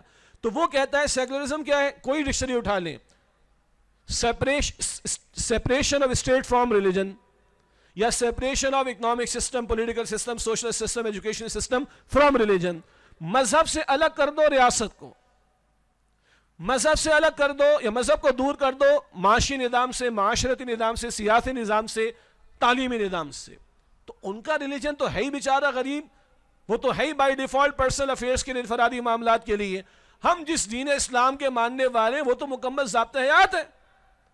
اور اللہ اپنی حاکمیت فقط ایک فرد کی وجود پر نہیں چاہتا. اللہ اپنی تکبیرات صرف مسجدوں میں نہیں چاہتا. اللہ اکبر.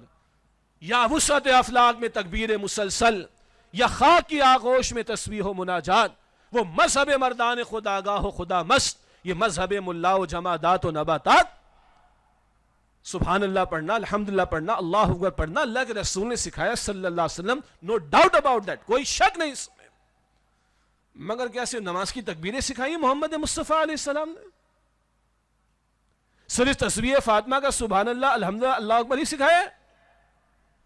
یا وَرَبَّكَ فَكَبِّرْ اپنے رب کی بڑائی کا بول والا کیجئے. وَكَبِّرْهُ تَكْبِيرًا اس کی بڑائی ایسے کیجئے جیسے اس کی بڑائی کا حق ہے اور اس اللہ کو بڑا مان کر اس کی بڑائی کے نفاذ کی جد و جہد کی جائے. یہ ہے دین اسلام کا تقاضا. تو یہ جھوٹ ہے یہ علمی خیانت ہے یہ بددیانتی ہے یہ الزام تراشی ہے جو قائد اعظم کا نام لے کر کی جا رہی ہے.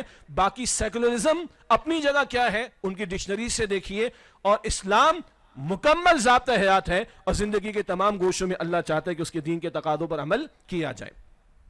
11 باتوں میں سے 6 باتیں تو الحمدللہ ہو گئیں. اب 7ویں بات یہ بھی ہمارے اسٹوڈنٹس کو کام آئیں گی.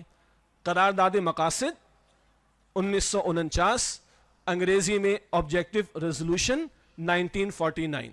یہ کسی مدرسے میں، کسی مسجد میں، کسی دارالعلوم میں پیش نہیں کی گئی تھی. یہ پاکستان کی پہلی دستور ساز اسمبلی میں پیش کی گئی تھی، اور یہ بات ہے 12 مارچ 1949. آج کل تو ایم سی کیوز کا بڑا دور ہے، بچوں کو کام آئے گا، یاد کر لیں. 12 مارچ 1949، مارچ 12 1949. اور کس نے پیش کی تھی؟ لیاقت علی خان مرحوم نے. اور کیا طے ہوا تھا جو ہم پاکستانی اسٹڈیز میں پڑھتے ہوئے آئے ہیں کہ sovereignty belongs to اللہ سبحانہ وتعالی. یہ ترجمانی ہے الفاظ میں، ایگزیکٹ الفاظ نہیں. حاکمیت اس ملک میں کس کے لیے ہوگی؟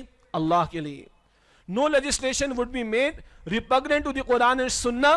کتاب و سنت کے خلاف کوئی قانون نہیں بنے گا. یہ تھی قرارداد مقاصد. اور اس میں یہ بھی طے ہوا، بڑے خوبصورت الفاظ ہیں، چونکہ اللہ تبارک و تعالی ہی کل کائنات کا بلا شرکت غیر حاکم مطلق ہے. ایبسلوٹ پاور اللہ کی، اور ڈائٹی معبود بھی وہی ہے، لیجسلیٹر بھی وہی ہے، رولر بھی ایبسلوٹ وہی ہے. اور اسی نے جمہور کی وساطت سے عوام کے ذریعے مملکت پاکستان کو اختیاری حکمرانی اپنی مقرر کردہ حدود کے اندر، سبحان اللہ، اپنی مقرر کردہ حدود کے اندر استعمال کرنے کے لیے نیابتاً عطا فرمایا ہے. یہی خلافت کی ترجمانی ہے. ہم نمائندگی کر رہے ہیں اللہ کی. اور چونکہ اختیار حکمرانی ایک مقدس امانت ہے، یہ آبجیکٹو ریزولوشن کے الفاظ ہیں، ترجمہ ہے اس کا. کیونکہ یہ مقدس امانت ہے، لہذا اس مملکت میں اصول جمہوریت و حریت، مساوات اور رواداری اور سماجی عدل کو، سوشل جسٹس، جس طرح اسلام نے ان کی تشریح کی ہے، اسلام نے، جسٹس منیر نہیں، بھگوان داس نہیں، جس طرح اسلام نے تشریح کی ہے پورے طور پر منحوس رکھا جائے. اور اگلا جملہ اس کا ہے، جس کی روح سے مسلمانوں کو اس قابل بنایا جائے. یہ آرٹیکل 31 میں بھی ہے پاکستان کے کانسٹیٹیوشن میں. جس کی روح سے، یعنی اس کے مطابق مسلمانوں کو اس قابل بنایا جائے کہ وہ انفرادی اور اجتماعی طور پر اپنی زندگی کو اسلامی تعلیمات و مقتضیات یعنی تقاضوں کے مطابق جو قرآن مجید اور سنت رسول میں متعین ہے ترتیب دے سکیں. اس کو میں نے لکھا ہے، یہ ہم نے پاکستان کی سمت کا تعین کر دیا تھا. اس ملک کو ہم کہاں لے جانا چاہتے ہیں، اس ملک کو کس ڈائریکشن میں لے جانا چاہتے ہیں. 1949 میں ہی قائد اعظم کا تو انتقال ہو گیا، مگر ان کے قریبی ساتھی اس میں موجود تھے، لیاقت علی خان صاحب بھی موجود تھے، اور یہ دستور ساز اسمبلی نے اس کو پاس کیا ہے اور ملک کی سمت متعین ہو گئی.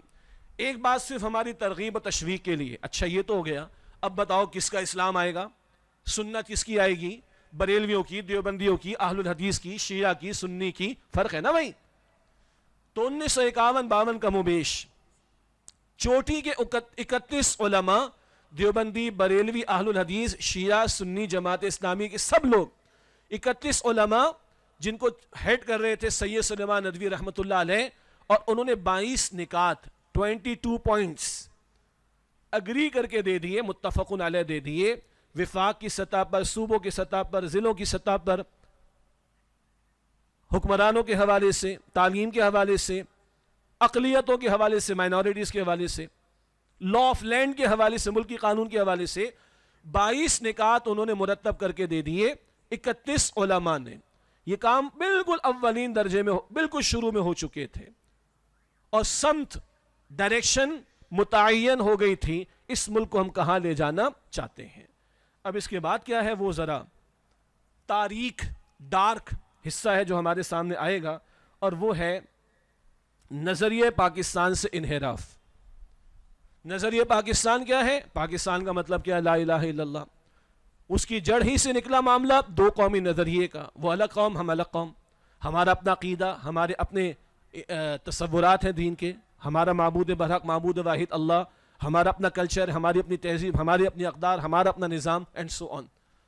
یہ سارا کچھ نظریہ پاکستان سے ہی اس نے جنم لیا، اس سارے تصور نے، اور اس کی خاطر قربانیاں دی گئیں، اس کے خاطر مملکت خداداد کو ہم نے حاصل کرنے کی کوشش کی. اور آج بھی اس گئے گزرے دور میں بھی ہمارے بچے جب اسکولوں میں جاتے ہیں تو وہ لب پہ آتی ہے دعا بھی پڑھ کر آتے ہیں. اور وہ پاکستان کا مطلب کیا جی؟ لا الہ الا اللہ ہی پڑھ کر آ رہی ہیں، گھٹی میں تو ہے.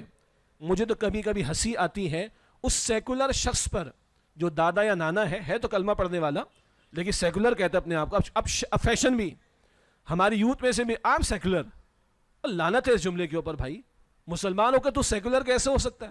یہ تو کافر ہو جا پھر. یہ بالکل متضاد بات ہے. فیشن میں لوگ کچھ کہہ رہے ہیں تو مجھے ہنسی آتی ہے اس شخص پر جو دادا یا نانا ہے، بوڑھا ہے اور اپنے آپ کو سیکولر کہتا ہے، اور اس کا پوتا یا پوتی، نواسا یا نواسی اسکول سے کیا پڑھ کر آتا ہے؟ پاکستان کا مطلب کیا؟ لا الہ الا اللہ.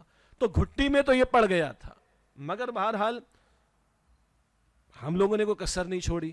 اور ہم نے کیا کچھ کیا ہے، آئیے تھوڑا سا اپنے جرائم کا کچھ میں اپنے حافظے سے آپ کے سامنے ذکر کر دوں.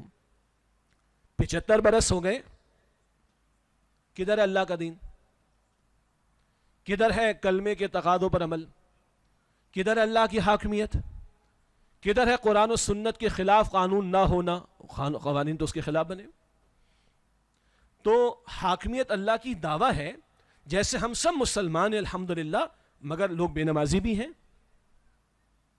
لوگ سود بھی کما رہے، لوگ شراب بھی پی رہے، نشہ بھی کر رہے، حرام کام بھی کر رہے، وراثت کے احکامات پہ ڈنڈی مار رہے، بہنوں بیٹیوں کا حصہ کھا جاتے ہیں، جائیدادیں ہڑپ کر جاتے ہیں. کراچی والوں سے بڑھ کر کون جانتا ہوگا؟ لیکن ہے تو کیا؟ مسلمان. تو ہے مسلمان، حرکتیں ایسی ہیں. ملک کا نام کیا ہے؟ اسلامی جمہوریہ Pakistan. Green passport, Islamic republic of Pakistan.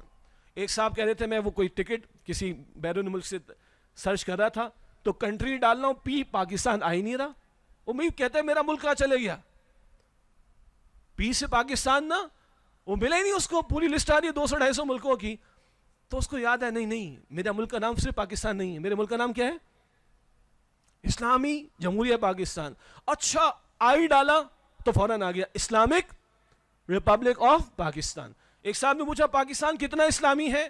میں نے گزارش کی جتنا میں اور آپ مسلمان ہیں. صحیح بات ہے کہ نہیں؟ جتنے ہم مسلمان ہیں اتنا پاکستان اسلامی.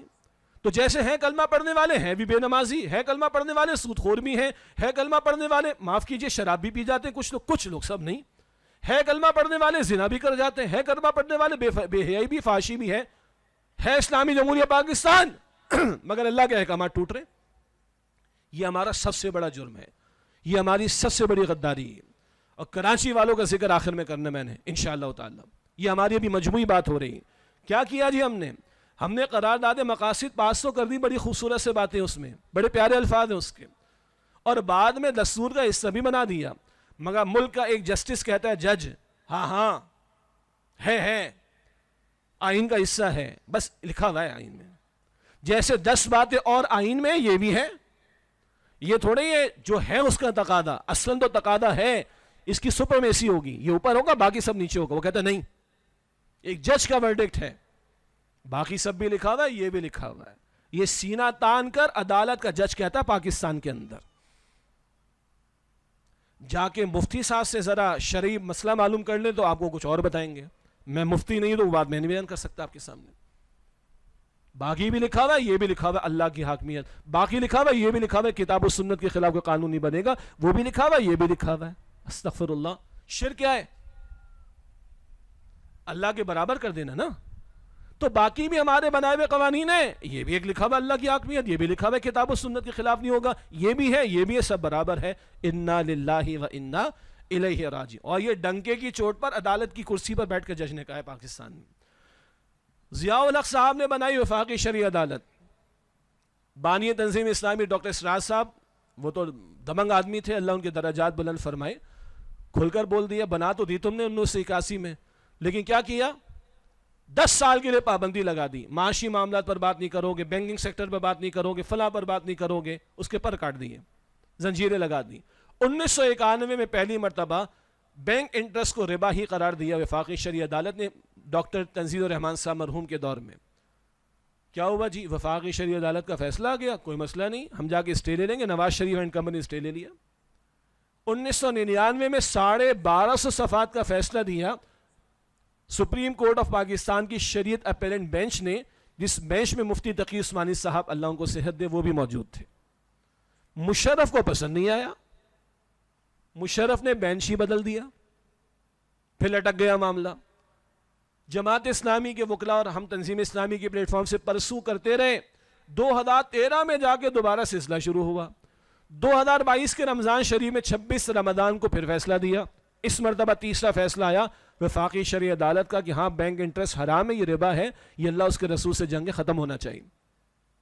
State bank of Pakistan, national bank وغیرہ کہاں چلے گئے؟ دوبارہ وفاقی شرعی عدالت کے فیصلے کے خلاف سپریم کورٹ آف پاکستان کی شدید اپیلنٹ بینچ میں آج بھی وہی مسئلہ کھڑا ہے.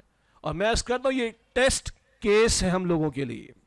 باقی شریعت کے احکامات تو بہت ہیں، بڑی خلاف ورزیاں ہیں. یہ تو معاملہ سود کا ہے. اللہ کہتے ہیں فَأَذَنُ بِحَرْبٍ مِّنَ اللَّهِ وَرَسُولِهِ. اگر سود کے معاملات کو نہیں چھوڑتے تو اللہ تعالیٰ اور اس کے رسول علیہ السلام سے جنگ کے لیے تیار ہو جاؤ. اسلامی جمہوریہ پاکستان کا دعویٰ آئین کے ماتھے پر لکھ دیا حاکمیت اللہ کی. کتاب و سنت کے خلاف قانون نہیں بنے گا. حکومت کی ذمہ داری عوام کو مواقع دے، وہ انفرادی اجتماعی سطح پر دین پر عمل کر سکے قرآن و سنت کی تعلیم کے مطابق. اور حکمران دھڑلے کے ساتھ سب کے نام لیتا ہوں میں، جنرل مشرف ہو، ضیاء الحق ہو، نواز شریف ہو، آصف زرداری ہو، عمران خان ہو، کوئی رہ تو نہیں گیا؟ جی کوئی رہ تو نہیں گیا؟ اور آج اتحاد میں بھی شامل ہے مولانا فضل الرحمان صاحب بھی. کوئی رہ تو نہیں گیا؟ سارے ایک اس معاملے کے اوپر. کوئی سیریس نہیں ہوا ان میں سے، کوئی نہیں. کیا ایم کیو ایم والے ان کو بھی شامل کر لیں؟ ایک سیریس نہیں ان میں سے، خدا کی قسم. ان سب کو حکومتیں ملی، سب کو موقع ملا، سب کو اقتدار ملا، سب کو اختیار ملا. ان سب نے جاری رکھا ہے سود کے دھندے کو اس ملک کے اندر. میں عرض کر رہا ہوں یہ ٹیسٹ کیس ہے ہمارا، ایک ٹیسٹ کیس ہے. اللہ کہتے ہیں مجھ سے جنگ کرو تم لوگ، اور ہم کہیں گے جمعوں میں ہماری دعائیں قبول ہو، حرمین میں ہماری دعائیں قبول ہو، کشمیر آزاد ہو جائے، ملک کے مصائب ختم ہو جائے، طوفان آنا بند ہو جائے، سیلاب آنا بند ہو جائے، اور ہم جنگ کریں اللہ سے. کیسے بند ہوگا یہ سب کچھ؟ ان سب نے اس کے اندر کوئی سنجیدہ قدم نہیں اٹھایا، کوئی سنجیدہ قدم نہیں اٹھایا. باقی اور کیا جرائم کی میں بات کروں آپ سے، اور کیا کسی شریعت کے قانون کے خلاف؟ ٹرانسجینڈر ایکٹ کی بات کروں میں آپ سے، شراب کے پرمٹ کی بات کروں، جوئے کے جائز قرار دینے کی بات کروں، ہم جنس پرستی کے راستے کی بات کروں کہ کھول رہے ہیں، جوائے لینڈ فلم کو چلانے کی اجازت دینے کی بات کروں میں آپ سے، یو این او میں جا کے چارٹر سائن کر کے خلاف شریعت امور کے اوپر اتفاق کرنے کی بات کروں، ایف اے ٹی ایف کی باتیں مان کر مدارس کی زندگی تنگ کرنے کی بات کروں، دینی جماعتوں پر زندگی تنگ کرنے کی بات کروں، مسنگ پرسن کے نام پر اس شہر کے اس ملک کے پیارے پیارے بچوں کو شہید کرنے کی بات کروں میں آپ سے. اور ہم نے اس ملک سے، ہمارے حکمرانوں نے اس ملک سے 57,000 پروازیں امریکہ بدماش کو اور اس کے لائٹ فورسز کو اڑانے کی اجازت دی تھی، اور اپنے 15 لاکھ شہید کروائے ہم نے مسلمان بھائی افغانستان کے اندر. یہ ہمارا جرم ہے، یہ ہمارا ظلم ہے، یہ ہمارا قومی جرم ہے. وہ جو ملا عمر رحمۃ اللہ علیہ کے ہاتھوں اللہ تعالیٰ نے اسلامی عمارت قائم کروا دی تھی، اور دنیا کو امید ہوئی تھی کہ اسلام کا بول بالا ہونے چلا ہے. ہم نے امریکہ کے سامنے سجدہ کیا، ایک فون پر مشرف ڈھیر ہو گیا، اور ہم نے کہا آؤ اڑاؤ یہاں سے پروازیں، جاؤ مارو ہمارے بھائیوں کو شہید کرو. جرم ہے ہمارا یہ. اور ہم کہیں کہ ہمارے اوپر اللہ کی رحمتیں آئیں. انا للہ و انا الیہ راجعون. نتیجے کیا نکلے؟ ہمارے فاروق بھائی نے ابتدا میں ذکر کیا نا آپ کے سامنے، 16 دسمبر کا سقوط ڈھاکہ تک کا معاملہ. کیوں؟ زبان کا مسئلہ آ گیا. ہم وہ زبان والے، تم دوسری زبانوں والے. حالانکہ کچھ عرصے پہلے 47 میں جڑے ہوئے تھے، زبان تب بھی الگ تھی، رنگ تھے الگ، نسلیں تھیں الگ، خطے تھے الگ، ڈریس کوڈ تھے الگ، بود و باش کے طریقے تھے الگ، لیکن ہم جڑے ہوئے تھے. مگر اس جوڑ والی بات کلمے کو ہم نے چھوڑا. ہم نے کی غداری اللہ کے ساتھ. ہم نے مانگا اللہ کے نام پر، اللہ نے دیا. ہم نے غداری کی. 2 پیسے جیب میں آ گئے عیاشیوں میں لگ گئے, 4 پیسے جیب میں آ گئے پردہ گھر سے باہر گیا. اب 71 میں کوڑا برسا اللہ کی طرف سے. الگ ہونے والے, ارے 2 پاکستان کر لیتے, مشرقی پاکستان مغربی پاکستان, کیا ہو جاتا؟ 2 جرمنی رہے دنیا میں, 2 کوریا رہے دنیا میں, کیا مسئلہ ہو جاتا؟ نہ, بنگلہ دیش زبان. اور اگر زبان کے تعصب کو اوپر لانا ہے تو کراچی والوں کو الگ کرو, پھر پنجاب کے 6 حصے کر دو, بلوچستان کو بھی کاٹو, خیبر پختونخوا کو بھی کاٹو, کچھ اٹھا کے افغانستان کو دے دو, ان کے تو قبائل دونوں طرف ہیں. نہ بھائی, ہم نے تو لکیریں ڈالی تھیں, سرحدیں ہم نے بنائی تھیں. کیوں؟ اس کلمے کی بنیاد پر جڑ کر. اسی لیے میں نے وہ آپ کو میسج سنایا تھا, آج ایک ملک بچا ہوا تو ہے, اللہ اس کی حفاظت فرمائے, اسے قوم کی تلاش ہے جو دیوبندی بریلوی اہل الحدیث کم ہو, کلمے پر زیادہ ہو, جو پنجابی اردو سپیکنگ سندھی پشتو بلوچی یہ کم ہو مگر کم ہو, کلمے پر اوپر زیادہ ہو. اور اللہ کی قسم یہ کلمہ جوڑتا ہے. اس کلمے تو بلال کو رضی اللہ عنہ, صہیب کو رضی اللہ عنہ, سلمان کو رضی اللہ عنہ, حبشہ, روم, ایران, دنیا آج گلوبلائزیشن کو دیکھ رہی ہے. ہم تو 14 صدیوں سے دنیا کو گلوبل میسج دے رہے ہیں. ایک ہی صف میں کھڑے ہو گئے محمود و ایاز, نہ کوئی بندہ رہا نہ کوئی بندہ نواز. یہ کلمہ اتنا اسٹرانگ ہے خدا کی قسم. اور اگر اس کا اظہار اگر دیکھنا ہو اب بھی کسی درجے میں انفرادی حیثیت میں, اگر اس کا اظہار دیکھنا ہو تو جو ریورٹڈ مسلمز ہیں, those who are not Muslim by chance, those who are Muslim by choice, خدا کی قسم ان میں دیکھیں. اگر ان کو پتہ چل جائے کہ آپ مسلمان اور پاکستان سے, چوم لیں گے آپ کو خدا کی قسم. آپ جائیں کبھی افریقہ کے مسلم ممالک کے اندر, جہاں وہاں کے مسلمان اور ریورٹڈ مسلمز, اگر ان کو آج بھی پتہ چلتا ہے پاکستان سے آیا ہوا, نماز کے لیے آگے کھڑا کر دیتے ہیں. اس قدر ان کے ہاں ایکسپیکٹیشنز ہیں پاکستانیوں کے بارے میں. ہم نے 6-8 سال پہلے عید منائی تھی, آپ کو یاد ہوگا, اور فلسطین کے بچے شہید کر رہے تھے اسرائیلی ظالم, اور وہاں پکار لگی تھی اینا جیش الپاکستان. اور کدھر ہے پاکستان کی افواج؟ کدھر ہے آخر پاکستان کی افواج؟ We expect from you. اور قائد اعظم نے بات کہی تھی, اگر اسرائیل کو گڑبڑ کرے گا مسلمانوں کے ساتھ تو ہم پاکستان سے جواب دیں گے. اور ان کو اچھی طرح پتا ہے, اسی لیے ان کو کہوٹا کھٹکتا ہے, ان کو مسلمانوں کی ایٹمی صلاحیت کھٹکتی ہے, ان کو مسلمانوں کی اس پاکستان کی بالخصوص ایٹمی صلاحیت کھٹکتی ہے, میزائل ٹیکنالوجی کھٹکتی ہے, ان کو اس پاکستان کی 60% یوتھ کھٹکتی ہے. ان کو پتا ہے دنیا میں انقلاب 30% سے آتا ہے یوتھ اگر ہو کسی ملک میں, ہم ڈبل ہیں. مگر لگائے رکھو کبھی نشے کے اندر, کبھی نشہ منشیات کا, کبھی نشہ جو ہے گانوں کا, میوزک کا, فلموں کا, ڈراموں کا. اتنا آسان سستا کر دو, ایکسیسیبلٹی, اسی کے اندر پڑے رہیں. خواب سے بیدار ہوتا ہے ذرا محکوم اگر, پھر سلا دیتی ہے اس کو حکمراں کی ساحل. لگائے رکھو انہیں نشوں کے اندر, اسی کے اندر گھمائے رکھو ان کو, اچھی طرح جانتے ہو. تو بہرحال ہم نے جب انحراف کیا تو ہم نے آدھا پاکستان کا و بیش بڑا حصہ کھو دیا, اور بقیہ کا عالم کیا ہے وہ ہمارے سامنے ہے. کہ کیا میں آپ کے سامنے جرائم در جرائم میرے سامنے لکھے ہوئے, چھوڑیں اس کو, چلیں. کبھی اللہ طوفان بھیج رہا ہے, کبھی اللہ زلزلے بھیج رہا ہے, کبھی اللہ سیلاب بھیج رہا ہے. انٹیریئر سندھ میں گیا, کچھ جگہ جانے کے ارادہ, ہم نہیں جا سکتے. میں نے چلتے ہیں بھائی, کہ کشتی میں جانا پڑے گا, خود ہی آ رہے ہیں. اچھا کشتی میں آ گئے. میں نے کہا بھائی کیا ہوا, یہ ہر سال ریلا نہیں آتا سیلاب کا؟ کہتے ہیں صحیح ہر سال آتا ہے, لیکن اس دفعہ نیچے سے ریلے کا پانی بھی زیادہ تھا, اور اوپر سے اتنا برسا, کبھی نہیں برسا ہمارے اوپر اتنا. اوپر سے بھی پانی, نیچے سے بھی پانی. کچھ یاد آتا ہے؟ ہم معین عذاب نہیں کہیں گے اس کو, تنبیہ تو لیں اللہ کی, جھٹکا تو دے رہا اللہ میں. کہتے ہیں سائیں اوپر سے بھی پانی برسا ہے بہت زیادہ, نیچے کا ریلا بھی بہت آیا ہے. ہم کشتی میں بیٹھ کے آپ کے ساتھ آپ کے پاس ملنے ہیں حیدرآباد, ورنہ ہم نہیں نکل سکتے اپنے گھروں سے. ہمارے کو دل ہل رہے ہیں کہ نہیں؟ اللہ ہلاتا رہا قوموں کو تنبیہات کے ذریعے سے.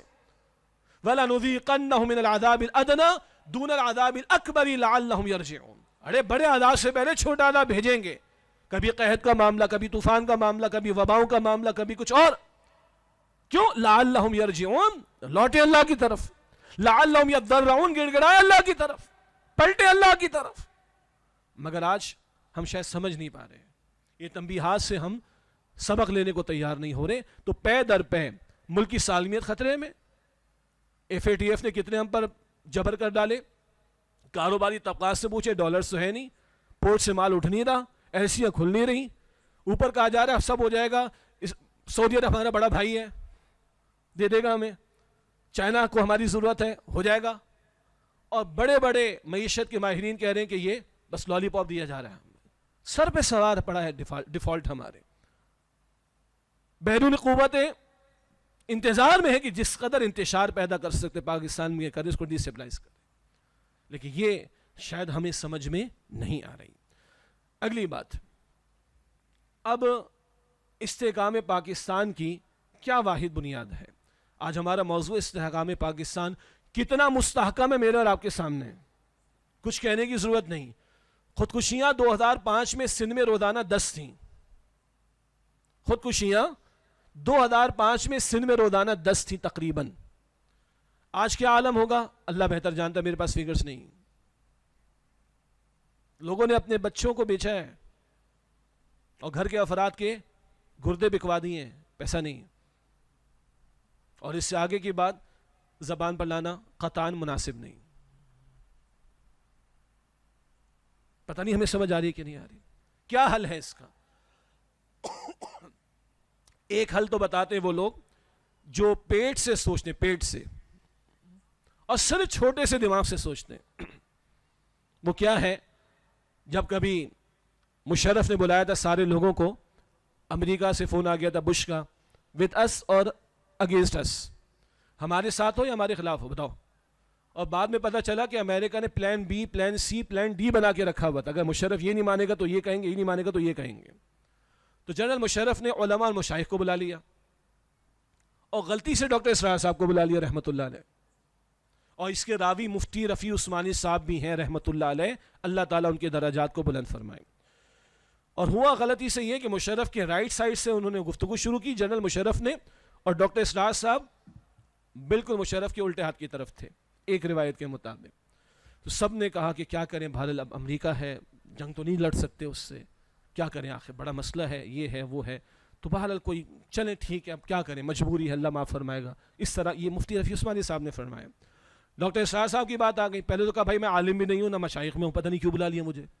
مگر جب بلا لیا تو اچھی طرح جاننا اس بات کو، آج اگر امریکہ بدماش کے جھوٹے الزام پر تم اسامہ بن لادن کو مورد الزام ٹھہرا کر ٹوئن ٹاورز کے معاملے پر افغانستان پر حملہ کرنے کی اجازت دے رہے ہو، تو یاد رکھو تمہاری بھی فائل ہماری بھی فائل تیار ہے. ہم نے تو پوری دنیا کو بتا کر ایٹمی دھماکے کر رکھے ہیں، ہم تو بڑے مجرم ان کے نگاہوں میں. تو ان ظالموں کے اس جھوٹ کو تم نے مان کر اگر افغانستان پر حملہ کرنے کی اجازت دی تو یاد رکھنا کل تمہاری ہماری باری بھی آئے گی. وآخر دعوانا ان الحمدللہ رب العالمین. صرف ایک ڈاکٹر اسرار صاحب وہاں پر بولے رحمۃ اللہ علیہ، اور اس کی گواہی خود مفتی رفیع عثمانی صاحب نے دی ہے، اللہ تعالیٰ ان کے درجات کو بلند فرمائے. تو ایک پیٹ سے سوچنے کی بات ہے. امریکہ سے اگر ٹکر لے لیں گے تو ہم غار کے دور میں چلے جائیں گے. تو امریکہ سے بنا کر پاکستان میں دودھ کی نہریں بہ گئیں. کیا خیال ہے؟ آپ کے میرے بچوں کے منہ میں سونے کا نوالا آ گیا، آپ کی میری اکانومی کے طور بیڑا غرق ہو گیا. اور جس امریکہ نے افغانستان پر حملہ کیا اس افغانستان کی کرنسی آج ہم سے کیا ہے؟ ڈبل. تو پیٹ سے سوچنا الگ شے ہے، چھوٹے دماغ سے سوچنا الگ شے ہے، اور ایمان کی بصیرت کے ساتھ اور اللہ پر توکل کر کے سوچنا ہی کسی اور شے کا نام ہے. اس کی ایک جھلک اس دور میں اللہ تعالیٰ نے طالبان افغانستان کے ذریعے دنیا کو دکھا دی. ایمانی بصیرت کے ساتھ سوچنا اور اللہ پر توکل کر کے سوچنا، اس کی ایک جھلک اجتماعی سطح پر طالبان افغانستان نے ہمیں دکھا دی ہے. اللہ ان کی حفاظت فرمائے اور ان سے میں انسپریشن لے کر ایمانی بصیرت کے ساتھ غور و فکر کرنے کی توفیق عطا فرمائے. تو میں آپ کے سامنے کوئی ایسا نہیں رکھوں گا نہیں تھوڑا چائنا سے کر لیں، تھوڑا سعودیہ سے کر لیں، اور ابھی فیفا کا بھی اچھا ہمیں ٹھیکہ مل گیا ہے. آپ کو پتہ ہے نا سیکیورٹی ہمارے پاس ہے، پاکستان کے پاس فٹ بال بھی ہم نے دی ہر سال اور ہر دفعہ، اور سیکیورٹی بھی ہم. او بھائی ان سے نہیں ہوگا. اپنی امت پر قیاس اقوام مغرب سے نہ کر، خاص ہے ترکیب میں قوم رسول ہاشمی. ہم ماننے والے ہیں نا. قارون کفر پہ تھا، اللہ نے ڈھیروں مال دے دیا. فرعون شرک اور کفر پر تھا، خدائی کے دعوے پر تھا، اللہ نے اتنا بڑا اقتدار دے دیا. بن جاؤ کافر، لے لو دنیا. اگر دنیا لینی ہے تو فقط جاؤ بنو کافر.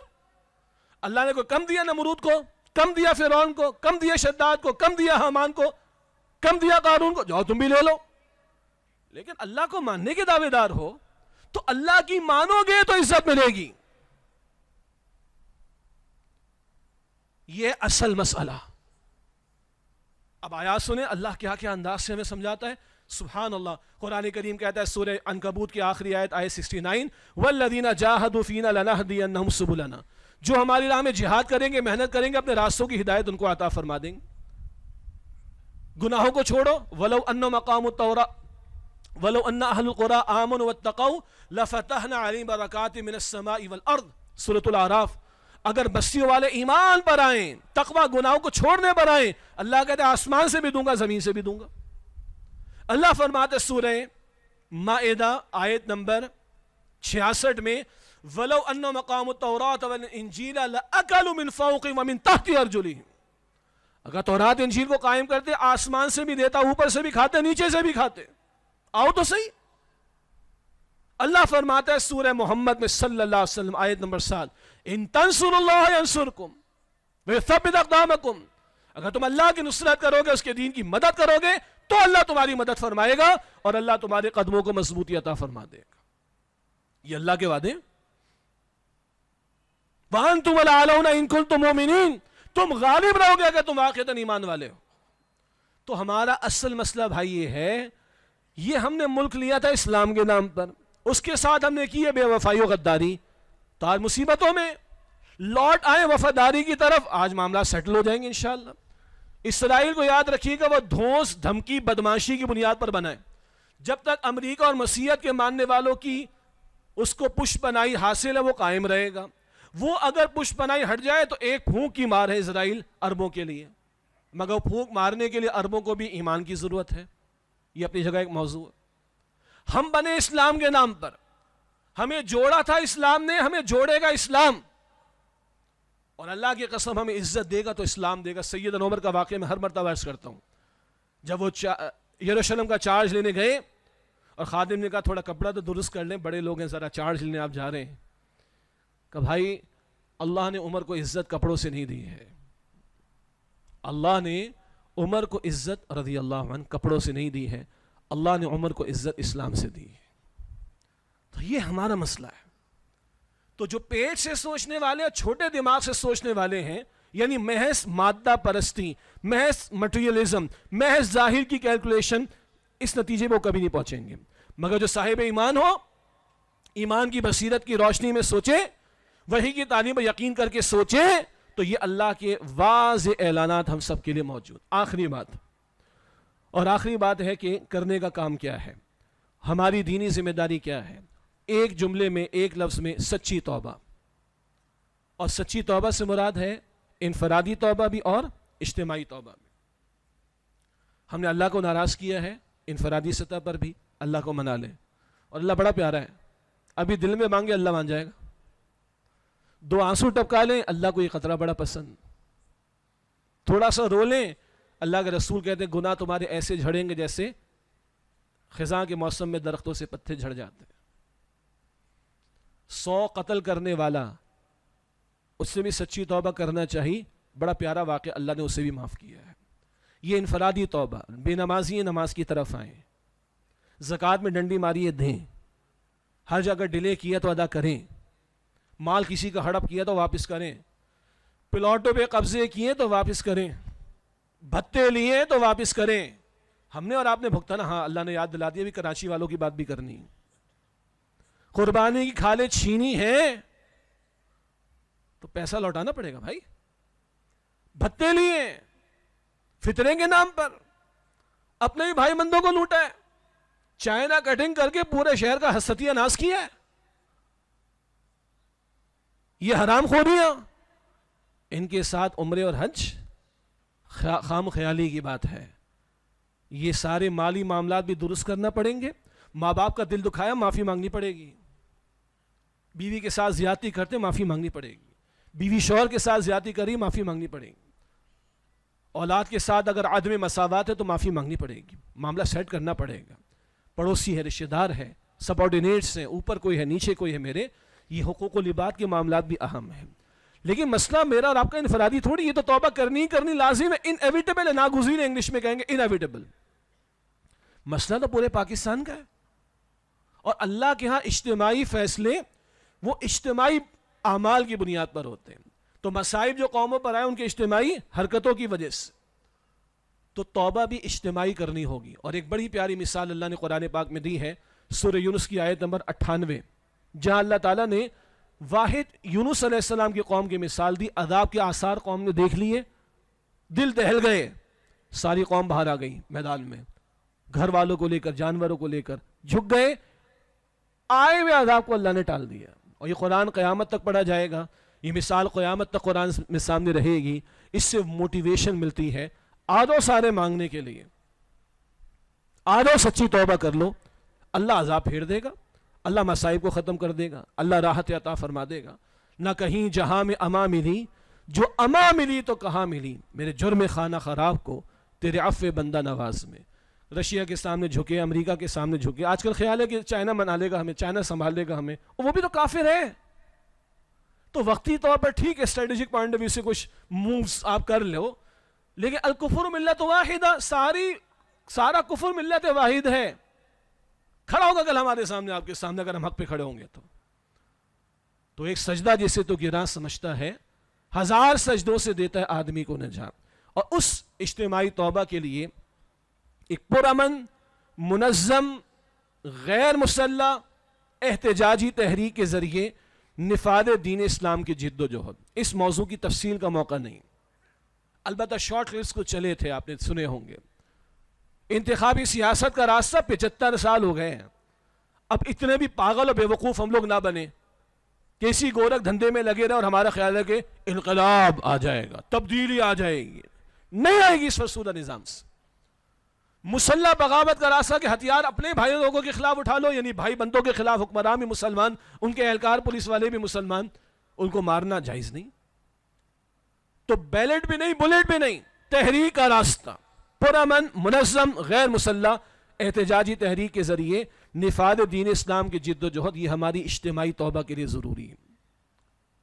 اور اس کی تفصیل کے لیے بانی تنظیم اسلامی ڈاکٹر اسرار صاحب رحمۃ اللہ علیہ کا بہت عمدہ جامع خطاب ہے, آڈیو میں بھی, ویڈیو میں بھی, کتابچے کی شکل میں بھی, اس سے استفادہ کیجیے گا. رسول انقلاب کا طریق انقلاب صلی اللہ علیہ وآلہ وسلم. آخری 3-4 منٹ کراچی والوں کے لیے.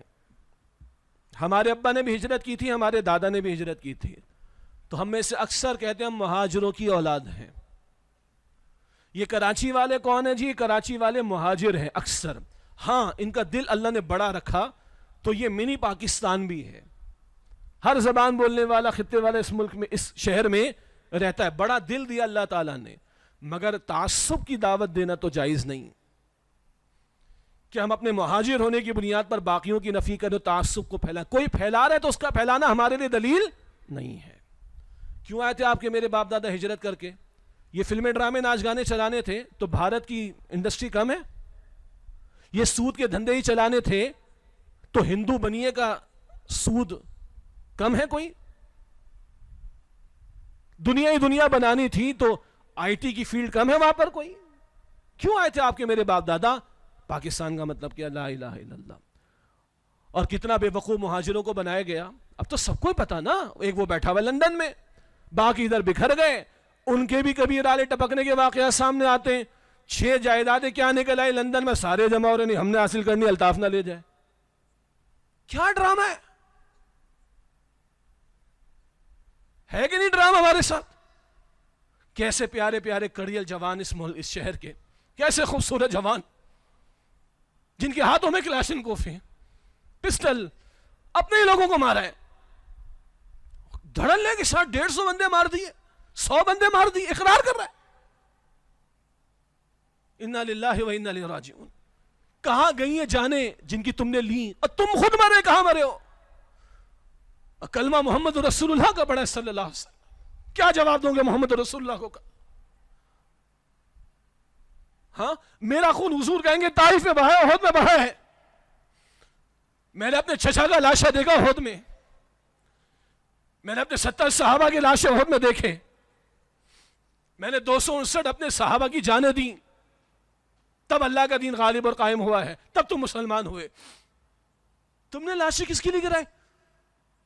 تم نے جانیں کس لیے دی اپنی؟ تم نے اپنی جوانیاں کدھر لگائی؟ تم نے اپنے اوقات کہاں لگائے؟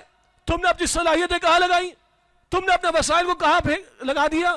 تم کن ڈگڈگی بجانے والوں کے پیچھے لگے رہے؟ جو زندہ ہے وہ تو سوچے، کیا جواب دیں گے اللہ کے رسول کو اگر سامنا ہوا تو؟ کتنے بڑے ڈرامے ہمارے ساتھ، اور کتنے اعلیٰ مشن کے لیے ہمارے باپ دادا نے ہجرت کی تھی، اور ہماری جائیدادیں ہمارے باپ دادا چھوڑ کر آئے ہندوستان کے اندر، آپ کے بھی باپ دادا چھوڑ کر آئے، کیوں؟ اللہ تیرا دین چاہیے، اللہ تیری کتاب چاہیے، تیرے نبی کی سنت چاہیے، اور کیا کی ہم نے پیچھے؟ اور باقی جیسے میں کہا کرتا ہوں، باقی 56 مسلمان ملکوں سے شکوہ نہیں ہے ہمارا، وہ دعویٰ ہی نہیں کرتے وہ اسلامی کے۔ سعودیہ بھی کہتے ہیں المملکۃ السعودیۃ العربیہ، کسی تعصب کی بات نہیں کرنا چاہتا، وہ ہم آل سعود والے، ہمارا بھی ہیں، ختم ہوگی بات، ٹھیک ہے مملکت ہے ان کی، باقی مکہ مکرمہ، مدینہ شریف، طائف کی گلیاں، ہجرت کا راستہ ہماری جان ہے، سارے سعودیہ کا ٹھیکہ نہیں ہمارا، معاف کیجئے گا۔ انہوں نے بھی دعوت تھوڑی کی ہے، وہ کہتے ہیں المملکۃ السعودیۃ العربیہ، ان سے بھی شکوہ نہیں ہے، شکوہ تو مجھے اپنے آپ سے ہے۔ ہم نے کہا اسلامی جمہوریہ پاکستان، ہم نے کہا اللہ کی حاکمیت، ہم نے کہا کتاب و سنت کی بالادستی، ٹھیک؟ اسی طرح اس ملک کے بقیہ خطوں سے زیادہ شکوہ نہیں ہے، شکوہ کراچی والوں سے زیادہ ہے، جو بہت بڑی تعداد مہاجروں کی یہاں پر، اب اور بھی علاقے ہیں الحمدللہ، زیادہ ادھر ہے۔ 4 پیسے آئے، پردہ گھر سے باہر گیا، ذرا بڑی سیٹ میری مارنا ڈھاڑنا شروع کر دیا، ذرا اختیار آیا تو لوٹنا شروع کر دیا، ذرا اقتدار مل گیا پوری قوم کو بیچ دیا۔ اللہ اکبر کبیرہ، اس لیے تو ہمارے باپ دادا نے قربانی نہیں دی تھی، اس کے لیے گھر بار کو چھوڑ کر نہیں آئے تھے، کیا جواب دیں گے اللہ کو؟ تو آج جو زندہ ہیں کم سے کم وہ تو سوچیں، یہ قرض ہمارے ذمے ہے، دنیا کے سامنے پریزنٹ کرنا، قائد اعظم نے کہا تھا اس لیے ملک لیا تھا، اور یہ ملک بنے پہلے اسلامی جمہوریہ، یہ قرض ہمارے کاندھوں پر ہے، اور اللہ کی قسم وہ کام جو محمد مصطفیٰ کہا تھا اللہ کے دین کے غلبے کی جد و جہد کا، اس سے بڑا کوئی کام نہیں۔ میری جان آپ کی جان، میرا مال آپ کا مال، میری اولاد آپ کی اولاد، میرا گھر آپ کا گھر، میرے وسائل آپ کے وسائل، میری اور آپ کی انٹیلیکٹ، میری اور آپ کی ایکسپرٹیز، میرے اور آپ کے PR تعلقات، ان سب کا اگر کوئی بہترین استعمال ہے تو وہ ہے جو محمد مصطفیٰ علیہ السلام کا مشن تھا، جس کے لیے مملکت خدا داد ہم نے حاصل کی تھی کہ محمد سے وفا تو نے تو ہم تیرے ہیں، یہ جہاں چیز ہے کیا لوح و قلم تیرے ہیں، یہ کریں گے تو ملک سنورے گا، بلکہ بچے گا، سنورے گا، مستحکم ہوگا، اور انشاءاللہ اس دنیا کی لیڈرشپ، امت کی لیڈرشپ اس ملک کے پاس ہوگی، مگر اس راستے کے ذریعے سے۔ وآخر دعوانا ان الحمدللہ رب العالمین۔